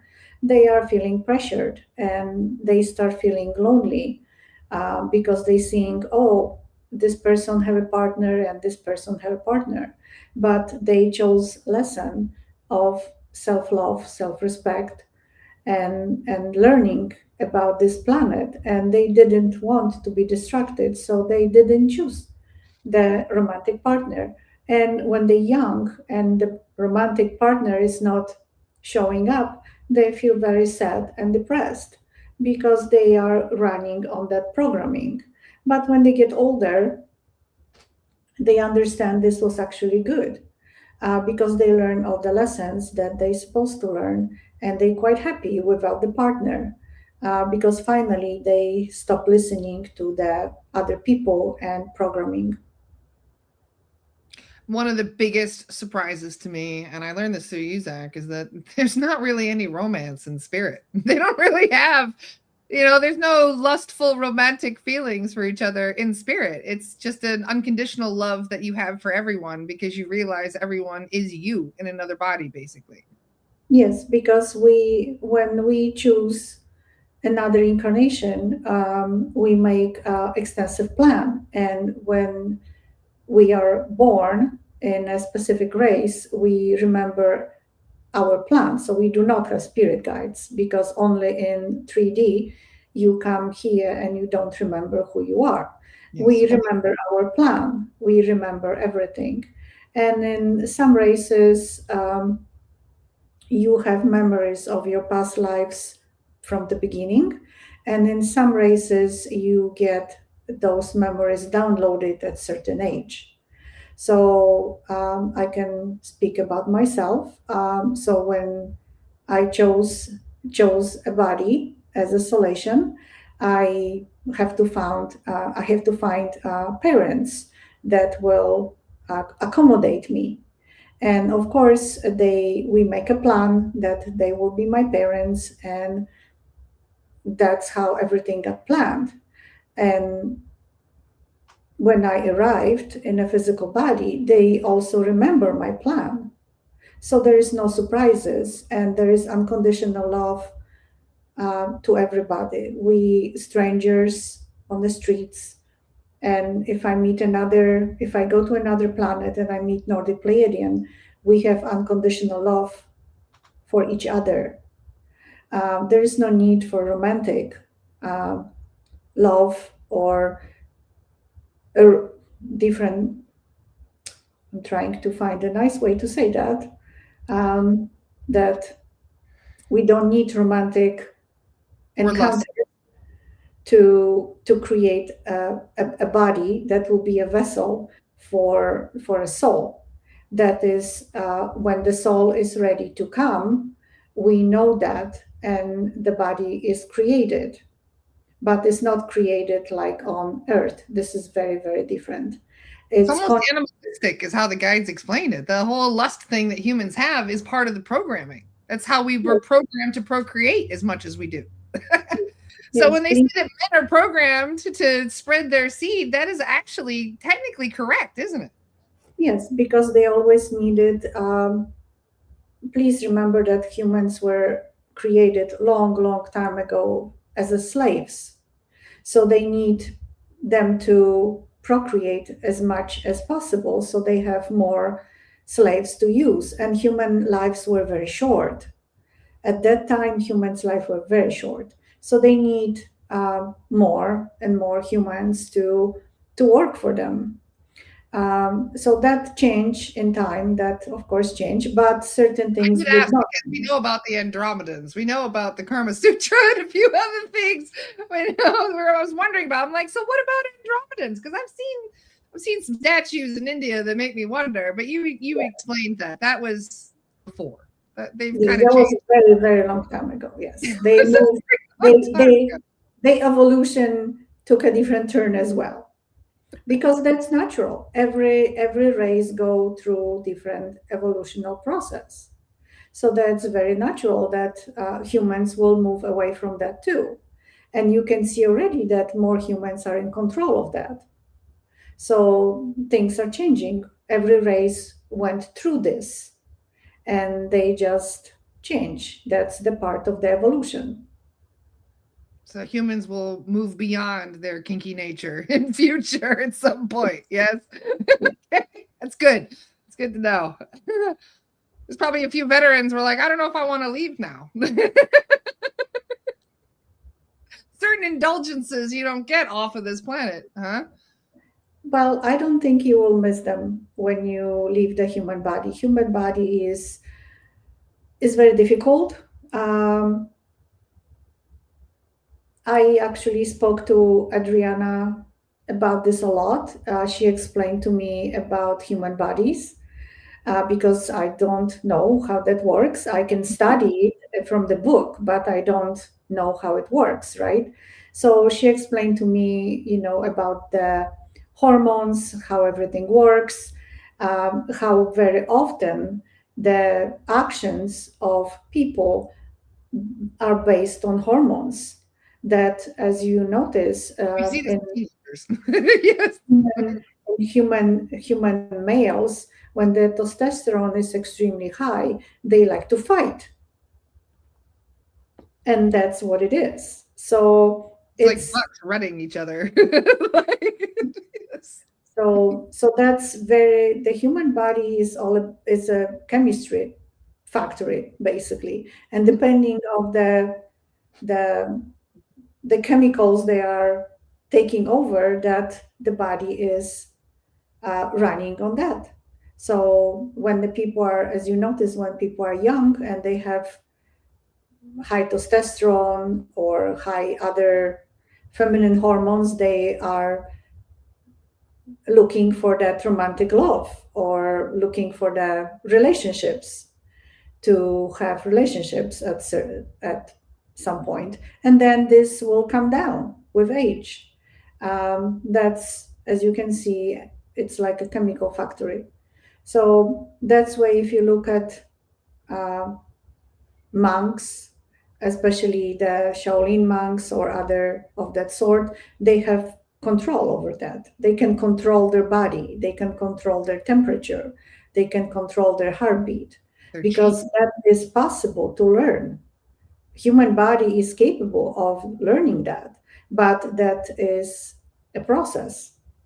And most people are, they just happy the way they are, and they don't want to do anything. Well, until they hit menopause. That's right. Yes. This is another thing we tend to notice, huh? Is that when I read out the date of birth, and we notice we're clearing a lady that was born in the 70s, give or take, we tend to notice there's certain traits that are popping up now for that generation that's getting into that premenopause stage, and how it's causing problems and how hormones are wreaking havoc on the body and can even mimic a psychic attack. Yes, absolutely. That's there's very important. I always urge people to learn about their health, to learn about their body. And there is a lot of information right now available. You carry a library with you, everything is in your phone, and you just need to Google it. And there are people who talking about that extensively on YouTube, on other social media. And it's very simple. You just need to start looking for information and you will find it. Everything is there. Just open the book and learn about your own health, and then there is so many symptoms related to lacking of certain hormones, the same like when the people suffer from thyroid problems, then there is very severe symptoms for the human body, and the same when women get in at certain age, then they lacking estrogen, and it creates a lot of problem for a human body. So I urge everybody to start learning about that when you are 45 and up, and then start educating yourself, start looking for the information. Why are you feeling this way? Why you cannot sleep? Why you feeling angry? It's all about the hormones are not in balance. Again, everything have to be balanced. So if anything is not balanced, the same like thyroid hormones are not balanced properly, then is a problem. And the same insulin, if there is no insulin or less insulin in the human body is a big problem. So the same with other hormones. They need to be balanced, every single one. And if they're out of balance, it can throw all the other body functions out of balance as well. We see this quite often, don't we? Yes, absolutely, because it's Chain avalanche. reaction. When one thing goes, then everything goes. Yes. So how do you recognize this when you start to just feel off, I guess, when you get to that point where your body just starts, I mean, many of us are dealing with a body that's not cooperating, but how do you start to recognize the difference between like hormone related issues versus entity induced issues? Because they can seem similar. Yes, they can seem similar, but They both affect your thoughts, for example. Both of them can create overthinking. yes. So if somebody reach for a clearing and the clearing is done and they still cannot sleep, they feel like something is crawling on their skin. Right after the clearing, that means this is the symptoms of menopause, because one of the symptoms is that you can feel like something is crawling on you. There is around 50 symptoms of perimenopause and menopause, as I learned, because we have a lot of clients reaching out, and I had to learn that with Adrianna help, of course, because I was quite puzzled why the clearings didn't work. What is the problem?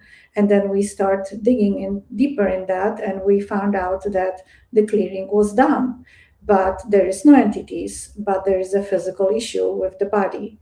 So that's where I'm urging people to start looking for the information themselves, educating themselves, because if they don't educate themselves, nothing can do that for them. Nobody can do this for them. It's important to take everything in your own hands, not to wait for somebody to do it for you. So yes, I start looking into it because there was few cases when we did a clearing, and when I went back, the clearing was done, nothing is there. And the person is claiming that I do not feel any difference. Why there is things are crawling on me, why my legs are numb, why I cannot sleep, why I have intrusive thoughts. And we find out that's due to the hormone imbalance. And when then the person went actually and got help from the human doctor, everything start going back to normal, and the person finally felt normal. Well, we're talking about the importance of keeping everything in balance, right? And if your body isn't kept in that healthy homeostasis, that balance, then everything can be thrown out of whack. And we see this when we're doing psychic surgeries, huh? Because one of the most common ways to throw everything out of whack is to have your nervous system be affected. Your nervous system being, let's say you have prolonged stress, fight or flight mode that you've been in for a long time, and your nervous system is running on all cylinders, constantly, going on and on and on, trying to keep you going. And what happens to your cardiovascular system? Yes, the cardiovascular system will suffer. Your heart starts to suffer. Yes, that's why people get heart attacks from stress. So you can see, like, it's like a wake-up call for each one of these body systems that tend to start misfunctioning or not cooperating. Yes, that's why we always saying that spending time in nature is so important, because that's when your nervous system can finally rest and relax. So if somebody live in a city, it's important to spend time in nature, going outside of the city, going around the water, around the lake, river. Water is very healing for most people. Looking at the water is very healing. Being in the water is very healing, especially ocean, if anybody have around. But any water, even looking at the water, is very healing. That's why people love to spend time around the water or on the water, because they can feel it. It makes them feel good, and their nervous system is relaxing. You release cortisol from the body as well, the stress hormone. Yes, yes, and people are full of it. So of course, when the nervous system is off, then the cardiovascular system is off, and then we have the lymphatic system that is off, and then it's just more and more and more, because everything is connected in a human body. Yes, and usually it starts with either the digestive system or the nervous system. Yes, yes. Because what you're eating has a major effect on everything. It has a major effect on your vibration, on your health of your body overall. Yes, and some people try to um, raise their vibration, but they have a food addiction, and they choose very wrong food to eat. And no matter how hard they work on their vibration, their food brings them down, because it's processed food, is food full of chemicals. It's not live food. Um, with what I mean, live food is vegetables, fruits, everything that grows in the sun. And I know some people are going to argue that they spray their food and this and that. Um, that people can remove that. There is sprays, you can spray your fruits. You don't need to buy everything organic. You can peel the fruit. Um, so I understand that sometimes money is the problem, and organic food is expensive. I was lectured by Adrianna. Trust Period. me, I got my ears full about that. So I understand that, and you can peel a lot of things. You don't. You can choose and pick what eat local. You don't need to go to the grocery store. If you live in a country, there are people selling things. Better to buy from them than from big corporations. So being mindful about that—that's the first step. It is extremely important to pay attention what you are putting into your body. And detoxing on occasion, doing a parasite cleanse on occasion. It's like Yes, maintenance for this, for the, I mean, it's kind of like getting an oil change for your car, so to speak, but it's really necessary. yes. A lot of people take better care of their cars than their own bodies, and that's very sad, because then the bodies start getting sick. The vibrations go down, and they are here to help with the shift, and they can't because they are sick. So it's very, very important to pay attention to the vessel that they have, because the soul is like a driver of the vehicle. And if the vehicle is broken down, the soul cannot do much. So I'm talking to the consciousness that is in the body, is the driver. So the driver need to take care of the human body, but the ego sometimes is sabotaging that, because the ego is all about self-indulgence. The ego is all about reward. Yes, it's okay to reward yourself. Yes, life will be quite sad on this planet if people don't have any pleasure and fun. But overindulging is another story. Um, and making excuses, that, oh, I deserve this, I deserve that, I deserve bag of chips, and that this is Gonna just treat very wrong. myself today. Yes. Uh-huh. Guilty. So I'm just trying to point out a little bit, to have a balance with everything. And if some people cannot do moderation, because not everybody have such a strong will to do moderation, then it's important to remove whatever temptation they have and is a bad temptation for their health, to remove completely from their life.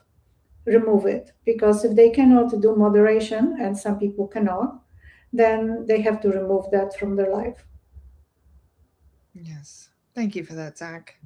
I think this is a lot of advice that we needed to hear today. We make a lot of excuses as humans, don't we? Yes, yes, Yes, we do. We do that. We're pretty good at making excuses for stuff. yes, I noticed that. So, when it comes to our guides, and do you have any advice for people that would like to connect and get to know their guides better? Yes. So please remember your guides are always with you. They are a few feet away from you. They don't go anywhere. Even when you sleep, they are around you. So, but I understand that people are very busy in this matrix, so it's hard to connect to their guides. The best way to connect is um, sometimes in a shower or driving a car, because driving a car is quite interesting, uh, because the ego is driving the car. And as you notice, sometimes when you drive a car, you don't even know how you got from point A to point B Yes. because the ego was driving the car. You were somewhere in the la la land. So when ego is driving a car or washing a body, then you, the consciousness, is available and you can connect with your guides much easier. Or in meditation, meditation is the best way to do that. So just quiet your mind and ask your guide to come closer and closer, come forward, and if there is any messages from your guides. So at that point, you may see images in your mind. I think first they will show images of something that you will understand. And then maybe you will see words you will not hear. Most people cannot hear.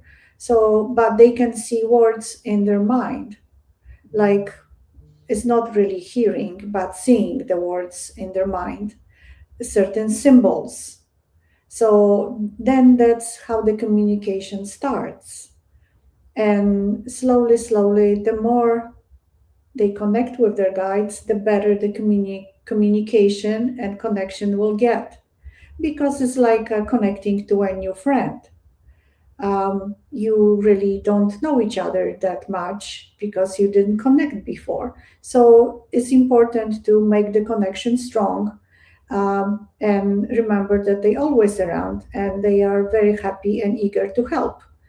Uh, I will suggest to do that and start communicating with them, explaining things to them. If you need help with anything, explain to them what do you mean. Um, like when I start with Adrianna, she always asks me to organize a good parking spot at the busy grocery store. There is always busy, and it's very hard to find a good parking spot there. So I did not understand what she means, but good parking spot. So I asked her, "What do you mean? What do you mean, good parking spot?" And she had to explain to me that she needs a room around. She doesn't want people to scratch her car, and she needs easy access in and out. She doesn't want to be boxed by other cars or double parked or things like that. So now I know, and I try to help her. And every time she goes to that grocery store, there is always a good parking spot waiting for her. But now I understand what she meant. So please remember that the guides don't always understand this matrix and they need help to understand. So the more details, the better. And to say it out loud, just to reiterate, they do not read your mind. Yes, they do not. Connecting to them in meditation and setting an intention to connect through telepathy, that's different. Yes, you have to call them and start talking to them, the same like you calling your friends on the phone. Your friends cannot read your mind that you want to talk to them unless you call them on the phone, right? So the same thing. You just need to call them over. You can name them yourself if you don't know their names. You can name them yourself if you wish to know them better. You can always talk to Adrianna. She's specializing in connecting people with their guides, and she can introduce the guides to people, and from then on you can have a lovely relationship with the guides because they are here to help you. They are here to help and support.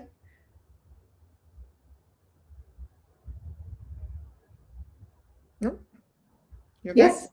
Okay. Yes, Somebody said, how do we know if they've picked up the phone? they always do. If you call them, they always do. So, on occasion, people do pick up imposter guides, and that was one of the concerns for a lot of people is how do you recognize when you have an imposter? When one of your guides has been pushed out and an entity has come in and tried to take over as one of your guides. Yes, usually your life goes, the quality of your life goes down very quickly. People get sick, accidents, money problem, they're losing their jobs that they had for a Instead long of having time. somebody help you like you guys do, you have somebody trying to sabotage you instead. It's the Yes, opposite of having a they guide. they try. Please remember that dark entities, um, they need food, and their food is low vibration. So fear, suffering, despair, Anger. sadness, worries, overthinking, those are low vibrational. This is food for them. So they're going to create something horrible to have the food. So they were, if there is a couple, um, if you live with a husband or a wife, you start fighting just out of nowhere because they're betting people against each other because that's a wonderful food. They start arguing. That's just beautiful food for them. So the quality of life will go down very quickly. It's basically a disaster after disaster after disaster, and then of course they will speak very loudly in people's heads, like you need to do this, you need to do that, and it's very loud. Guides communicate very differently. They communicate very softly and gentle. And those entities, they always want something. They come when you don't ask them to come. They are always there telling you what to do, how to do, pushing you to do wrong things usually. So the guides will never do that. So that's the very easy sign to notice everything just goes wrong. And of course, people start getting um, panic attacks, anxieties, overthinking, worries, And from stress, pain. pain out of nowhere. When the pain comes out of nowhere, that's sign of dark entities. Um, intrusive Low thoughts. vibrational, and they put implants in there to specifically cause pain to lower your vibration and to make you more easy to take energy from. Yes, absolutely. So paying attention to those things is very, very important. And when you notice that you start having intrusive thoughts, or especially that's very important to remember, they will use their past trauma to spin that around.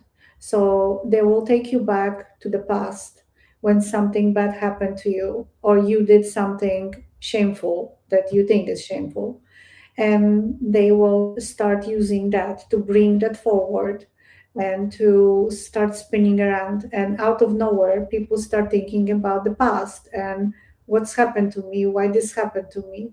And that's what they do. We calling this a bait. They baiting a person to take the bait. If the person take the bait and start spinning this thought around and thinking more and more about that, the vibration go down very quickly because that was a very painful experience that they had in the past, and they are thinking about it, and that lowers their vibration. So if they take the bait, they open the door to the dark entities.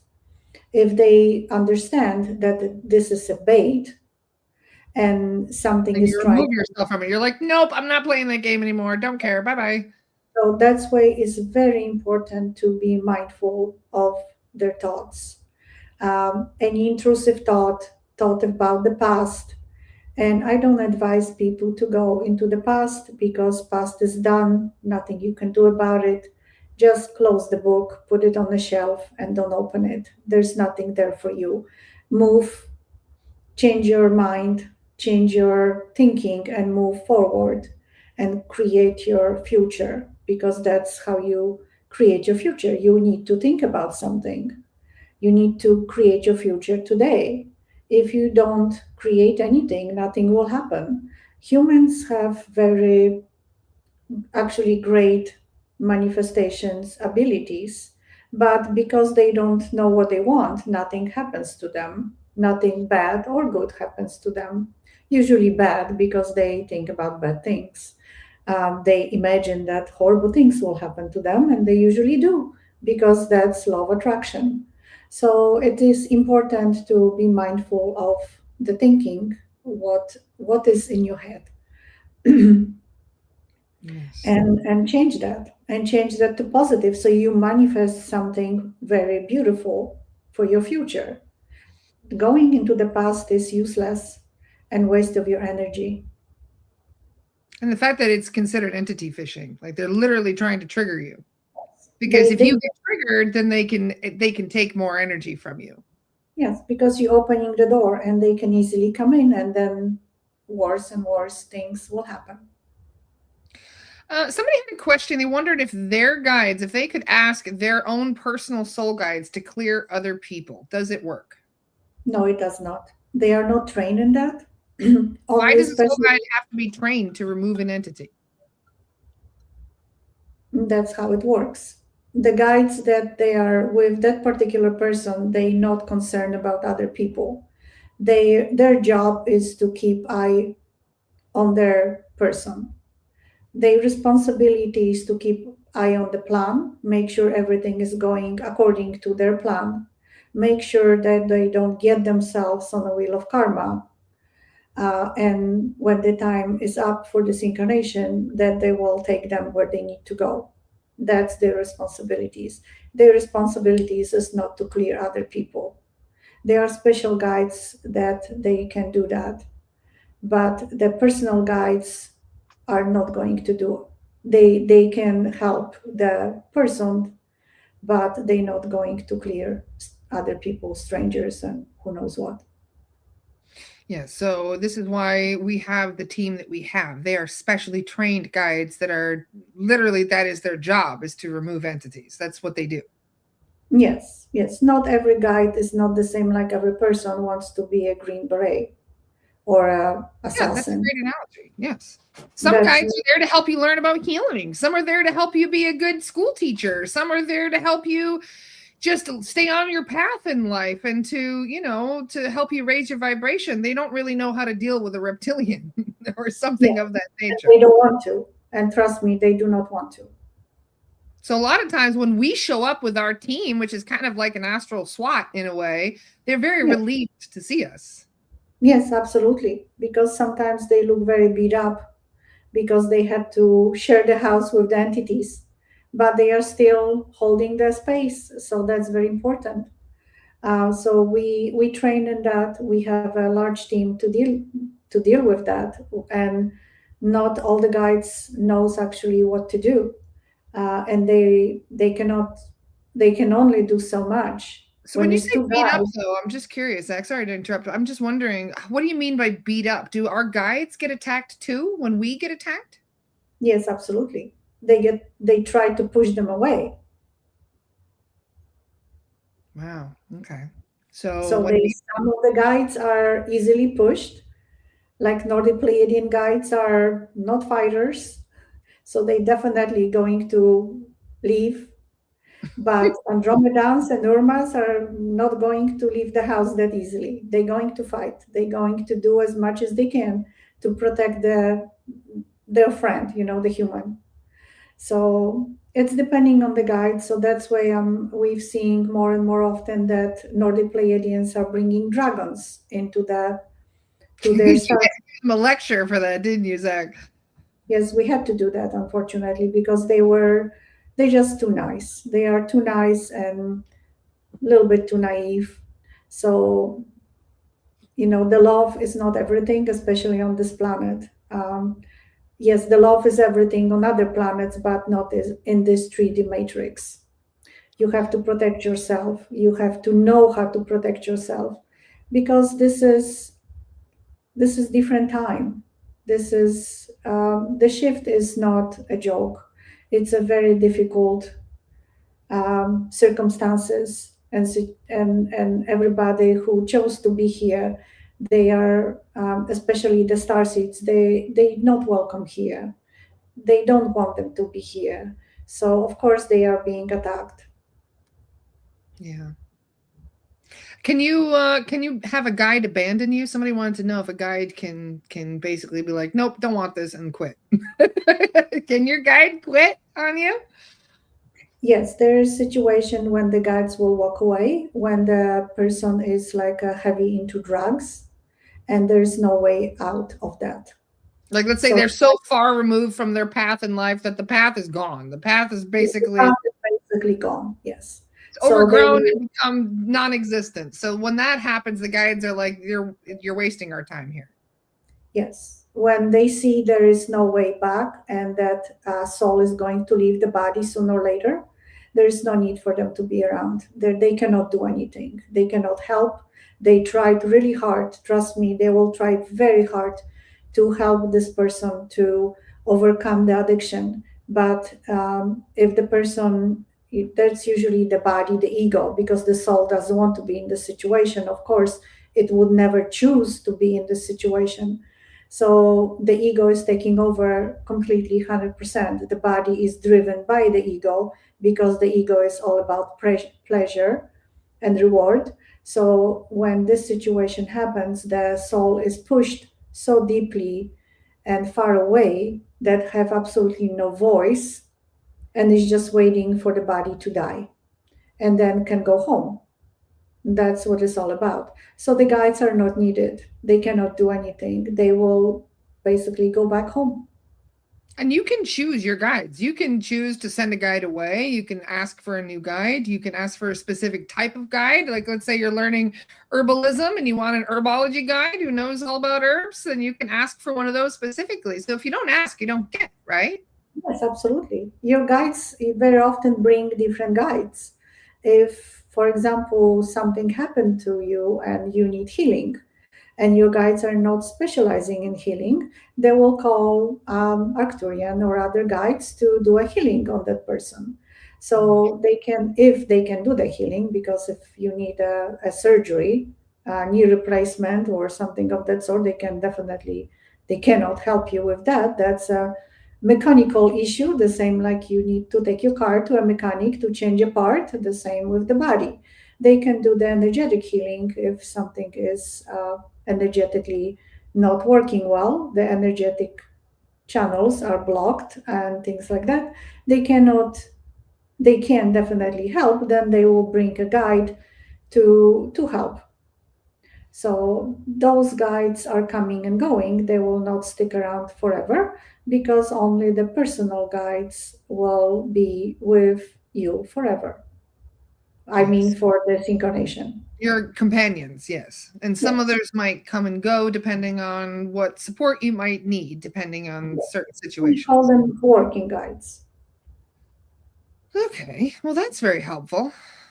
And for people who are still kind of coming to terms with all this, people who are just starting to wake up to all of this, it can be a little bit overwhelming. So, how do you recommend kind of handling all of this without overthinking and creating panic? Because we do see this with a lot of people going through their spiritual awakening, that they are overwhelmed and frustrated, and then they start going down rabbit holes, and some of those rabbit holes can be very terrifying. So just in any way that we could support people who are just starting to wake up and have all these revelations. Yes. So small steps, not big leaps. Small steps, connecting to their guides, starting on meditation, starting understanding who they are, that they are the soul in this human body. It's not that I have a soul, I am the consciousness in this body. That's what they need to understand. I am the driver of this human body. I am having experience in this human body. I need this human body to have experience because I can't have anything in physical world without the human body. I can't experience emotions pain or joy without the human body. So it is, I am the driver of this human body, and I am in control of this human body, not the ego. If the ego start being too loud, you can tell the ego to be quiet. I am the driver here. You sit on the back seat and be quiet. It's like a child. You need to deal with that like a child. You need to be quiet when I'm driving. I am the driver of this vehicle. And just small steps, uh, start not conspiracy theories. That is Low not that vibration. important, and low vibration, and is actually terrifying for some people. Mhm. So just small steps towards who am I? Why am I here? Who are my guides? What can I do to improve my life? How can I raise my vibrations? That's enough for the beginners. And then other things will show up when they're ready. And please remember that everybody create a plan for themselves. And when you are creating the plan, you are in your pure form of the consciousness. You didn't have anybody when you were creating the plan. So you could see all the past and all the future. So you wouldn't make stupid plan for yourself. So everything is going according to the plan, and sometimes things don't make sense because you're only seeing a chapter of the book, and that chapter doesn't make any sense because you cannot see the next chapter and the next one and the next one. But when you are older and you look back into your life, you see that everything made sense. You make difficulties, and those difficulties lead you somewhere where you need to be. So sometimes you have to create something very difficult to push you towards the direction that you need to go. Otherwise you wouldn't move. You would be too comfortable sitting where you are, and you will never go anywhere. So let's say, like, just an example, if you have a wonderful family and your family is so supportive and loving, and you don't, and is saying, well, you don't have to do really anything, you just need to be at home and we love you and it's all wonderful, why would you go outside and they have a job, meet friends, you have everything you need, you have food, you have shelter, you have loving parents, why would you go there and fight for anything? So that's where you have to create difficulties for yourself so you feel uncomfortable and you have to go. That's why Adrianna was born in a very difficult country when she was pushed to leave at a very early age. She had to go somewhere else, and that was the plan because it was so uncomfortable and such a poor environment to be in that she she had to leave. Her family was nice family, but the environment was horrible. So she Yeah. had to go to look for better life at very early age. And that's how it works for a lot of people. You create a plan, and sometimes you look at the plan and you think, oh, this is horrible experience. This is the worst thing that ever happened to me. And then 3 years later you look back at that and you see like, wow, that was actually great. A lot of people can talk about divorces like that. When they go through the divorce, is the worst thing that ever happened to me. I never had anything that horrible happen to me in my entire life. And then 2 years later, they will say, this is the best thing that ever happened to me because I am free. I can do things that I love to do. I am happy. That relationship was horrible relationship, but I didn't have guts to leave the relationship. That's why I was stuck in that relationship. And finally, something horrible happened that they have to leave because ego doesn't like changes. Ego doesn't like uncomfortable situations. So the ego will try to convince you that it's okay, it's very comfortable, but you know it's not. And you know this is not your plan. So you have to move, and the universe will make this situation so uncomfortable. You will have to move. Um, and that's the plan. So you would not make a stupid plan for yourself. You just don't see the plan, and you will never see the full plan, because that wouldn't be any surprise. You are here to have human experience, and that's the part of this game. You cannot see the whole plan. So you see just one chapter of your life, and then it's the next chapter, and then next chapter. And Thank then you. on that, everything makes sense. Thank you for that, Zach. Well, I don't want to keep too much longer, but I do have one more question. How's the shift going from your perspective? Yes, it's going quite well. We are getting a good momentum with the solar flares, as you call it. Those are specific energies coming to this planet. Things are changing rapidly. We are at 66%. I know you like numbers. We do. So Thank you. 66%, that's a good thing. We're getting momentum. Imagine like a big train, and the train had very hard time to leave the station. And it's very long and heavy train.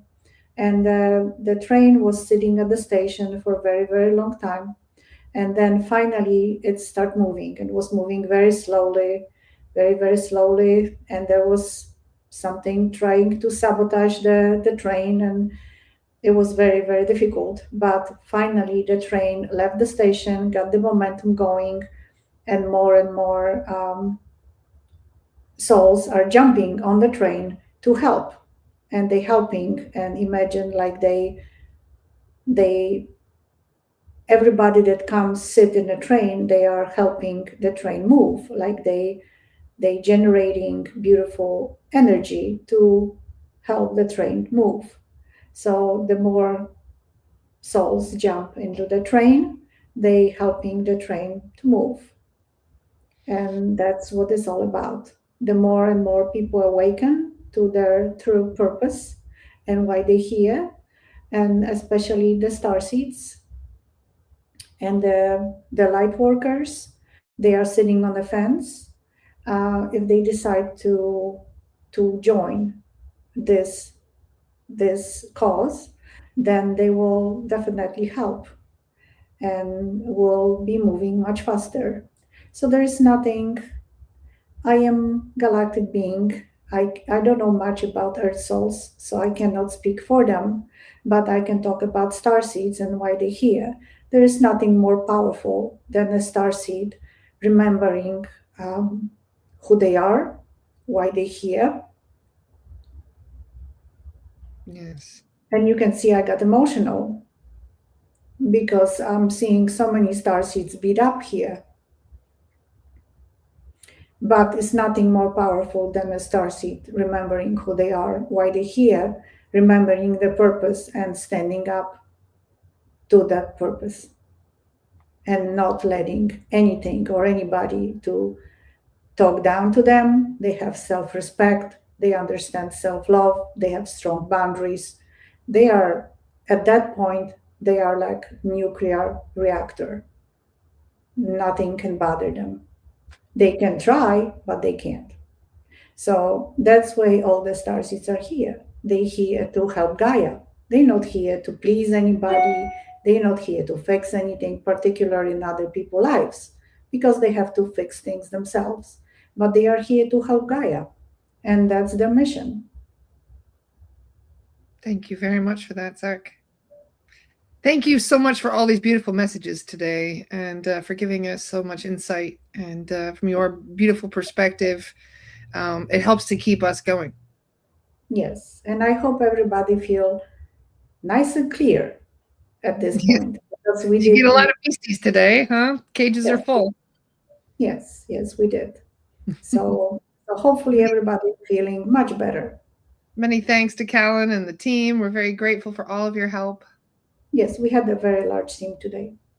Well, we had 300 people watching at our peak, so we needed it. So thank you very much. We knew that will be a lot of people watching, so we were ready. Wonderful. Well, we'll definitely have you back on again sometime, Zach. Thank you very much for everything that you do for this community. We love you so much. Yes, thank you for having me on your lovely podcast. And I am so happy to help a lot of people, clearing them and sharing the messages. I am very happy to see so many people watching. Thank you, Thank you Zach. very much. See you soon, my friend. Yes, I'll see you later. Bye-bye. Goodbye. I know there's a lot of questions that we didn't get to today, and my apologies for that. But if you saw how many questions popping up, and I had to choose from, you to understand. There's a lot of questions coming up today.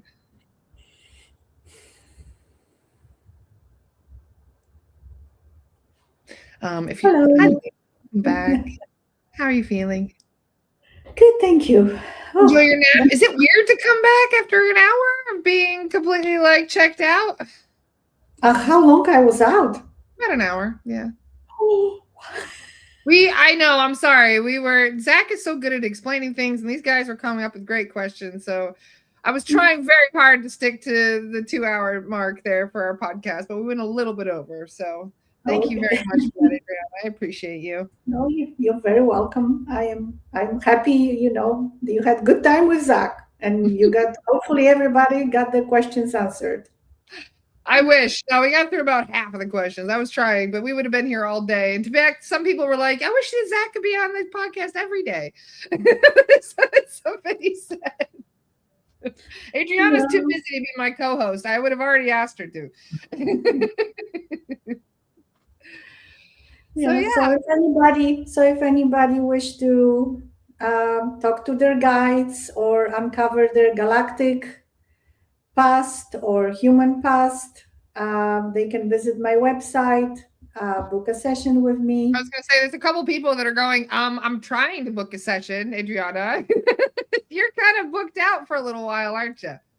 I'm at this point, I'm booked out till the end of September, and probably now we'll be booking for October. There is a loophole. So if you guys are interested, I know some of you were like, how do you know if you're a starseed? How can I get this information about my records and that sort of thing? If you look on my website and also Adrianna's website, we offer something called a full detailed SRT session. One of the questions you can ask, what is my purpose? Am I a starseed? That kind of thing. If you express that's one of the things you want to know, we can find out during your SRT clearing and add that to the information to your report. So you pay a little bit extra, but you get a more detailed report. And a lot of it is more aftercare focused on how to help you stay sovereign. It helps you understand like where your vulnerability is at, what you need to work on, and that sort of thing. If you want something more specific, you can also book a mediumship reading and then include that in the questions of your mediumship reading. So if you want to know, like, what are the questions, like, where are my soul guides from? Where is my galactic soul from? People want to know their starseed history. They want to know how long they've been stuck on Earth, if they're a veteran or a new starseed. All these kind of questions you can submit for a mediumship reading, and Adrianna and I can do that. You don't have to wait till September for this. You can book a session and we can answer that way through those. Yes. So yeah, we can do that. You can book that on my website or Lara's website, because I only work with Lara. I don't work with anybody else. I just don't have capacity to work with anybody else. Again, time is an essence in my life. You are very busy. You're helping a lot of people. You do about 4 sessions a day some days, where you spend hours just helping starseeds remember who they are and go through painful stuff in their records. And you have to see sometimes how they died. And it's a lot, isn't it?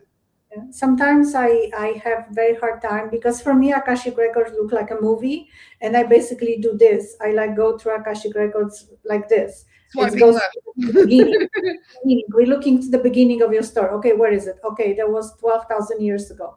Okay, how did you end up on Earth? Okay, this is what we're seeing here. How did you, that's Akashic records, and that's where you find the details. And then sometimes I see horrible death, especially like during the witch hunt when somebody was killed or burned, and I see this is like I usually can see Akashic records on my left here, And I basically turn my head this way because I don't want to see it. It's like, I'm sorry, I don't want to see this. I'm gonna just tell you what I saw, and I'm gonna move this way. Okay, that's it. Even Because Zach had said it changed him. yes, We've been it working changed. together every day pretty much for a year and a half now. And Zach said that in that time, he's changed as a person. And to Yes. hear that somebody, even from a galactic standpoint, from seeing what we humans have to go through, and that is so impactful on a galactic soul, especially such a highly advanced one, it just goes to show that we really are dealing with some heavy stuff down here. Yes, yes. And he's assisting me during my sessions, because everybody that come have a session with me face to face on Zoom, it get cleared, right? Because I have to be sure that I'm talking to sovereign individual, not under influence of anything. So the person get cleared. I don't tell them that, but I can see when they're getting cleared. I can visibly see when they're changing on the end of the session. How you can see in their eyes, like it's a different person sometimes when they come with heavy attachments.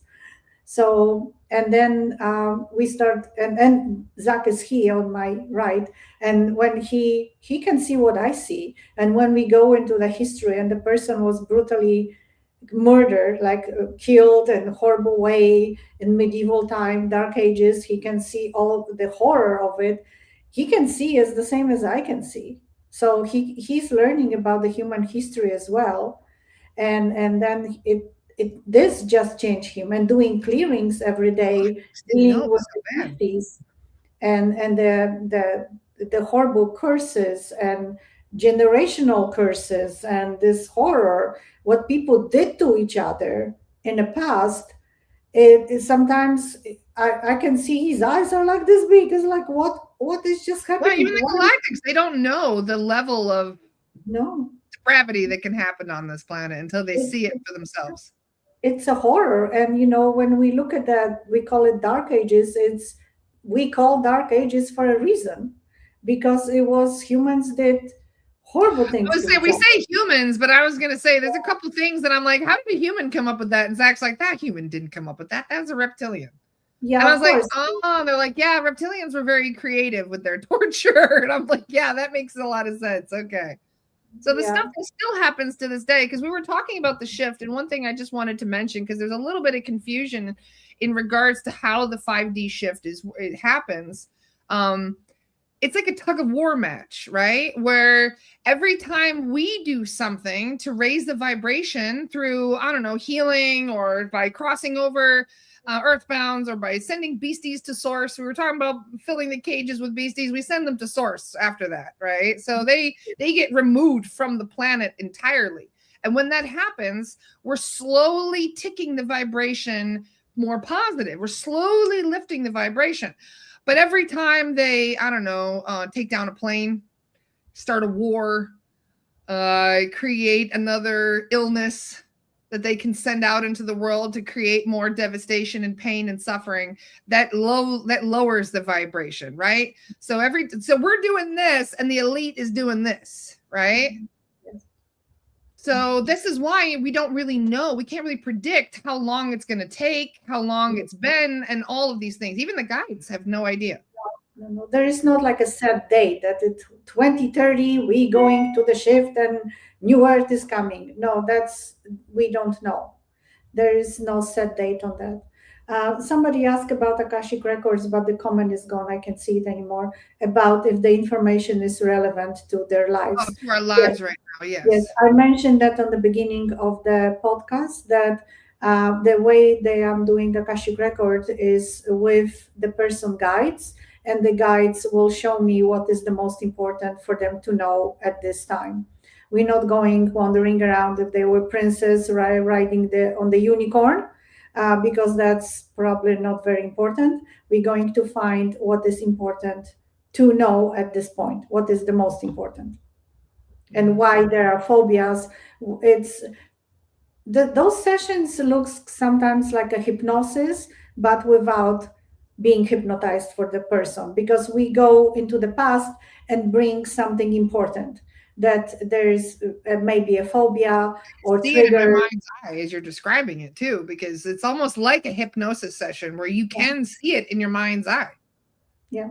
So some people, finally have like a bold moment why they feel certain way, why they have certain phobias, why they're afraid of certain places or people, because we find out what's happened, where this originated, how, why they feel certain way, why they have so much fear about something, because there was event that happened, and we go to that event and we bring this forward, and the person can come in understand what really happened, and they can put this to rest, having understanding what's happened, why this happened, and maybe they can see in their. I'm trying to describe everything very vividly so they can maybe imagine that, and they sometimes people actually can see that in their mind eye, because it is in their subconscious. We're just bringing that forward, and then they can deal with that and understand that this is like, okay, oh, I understand, I am afraid of this because of this, but now I don't need to be afraid anymore because now I know where it came from. Well, you have an ick. Remember what happened with Bradley? Bradley wasn't able to put lotion on his face, and he's explaining. We're like, why don't you put suntan lotion on your face? And he goes, oh, I can't put lotion on my face. And we're like, why? He couldn't even do this either. And then all of a sudden you had a flashback. You were able to see how Bradley died, and he was killed, and that was his blood that he had on his hands that was creating that slippery, slimy, sticky thing. And that's why even to this day, he didn't like that feeling, right? Because he, like, I went into the Akashic record to that specific area, because if I know where to go, I can go directly where I need to be. So basically when I saw the trigger, I could go into Akashic record, and it's like, oh, I can see a scene when he was killed, and there is a blood going from his belly, and he's holding his belly, and there is a blood gushing, and blood is very thick, is gooey and things like that, and he is all over his hands, and he's looking at this like, oh my god, what is happening to me? Oh, this is horrible.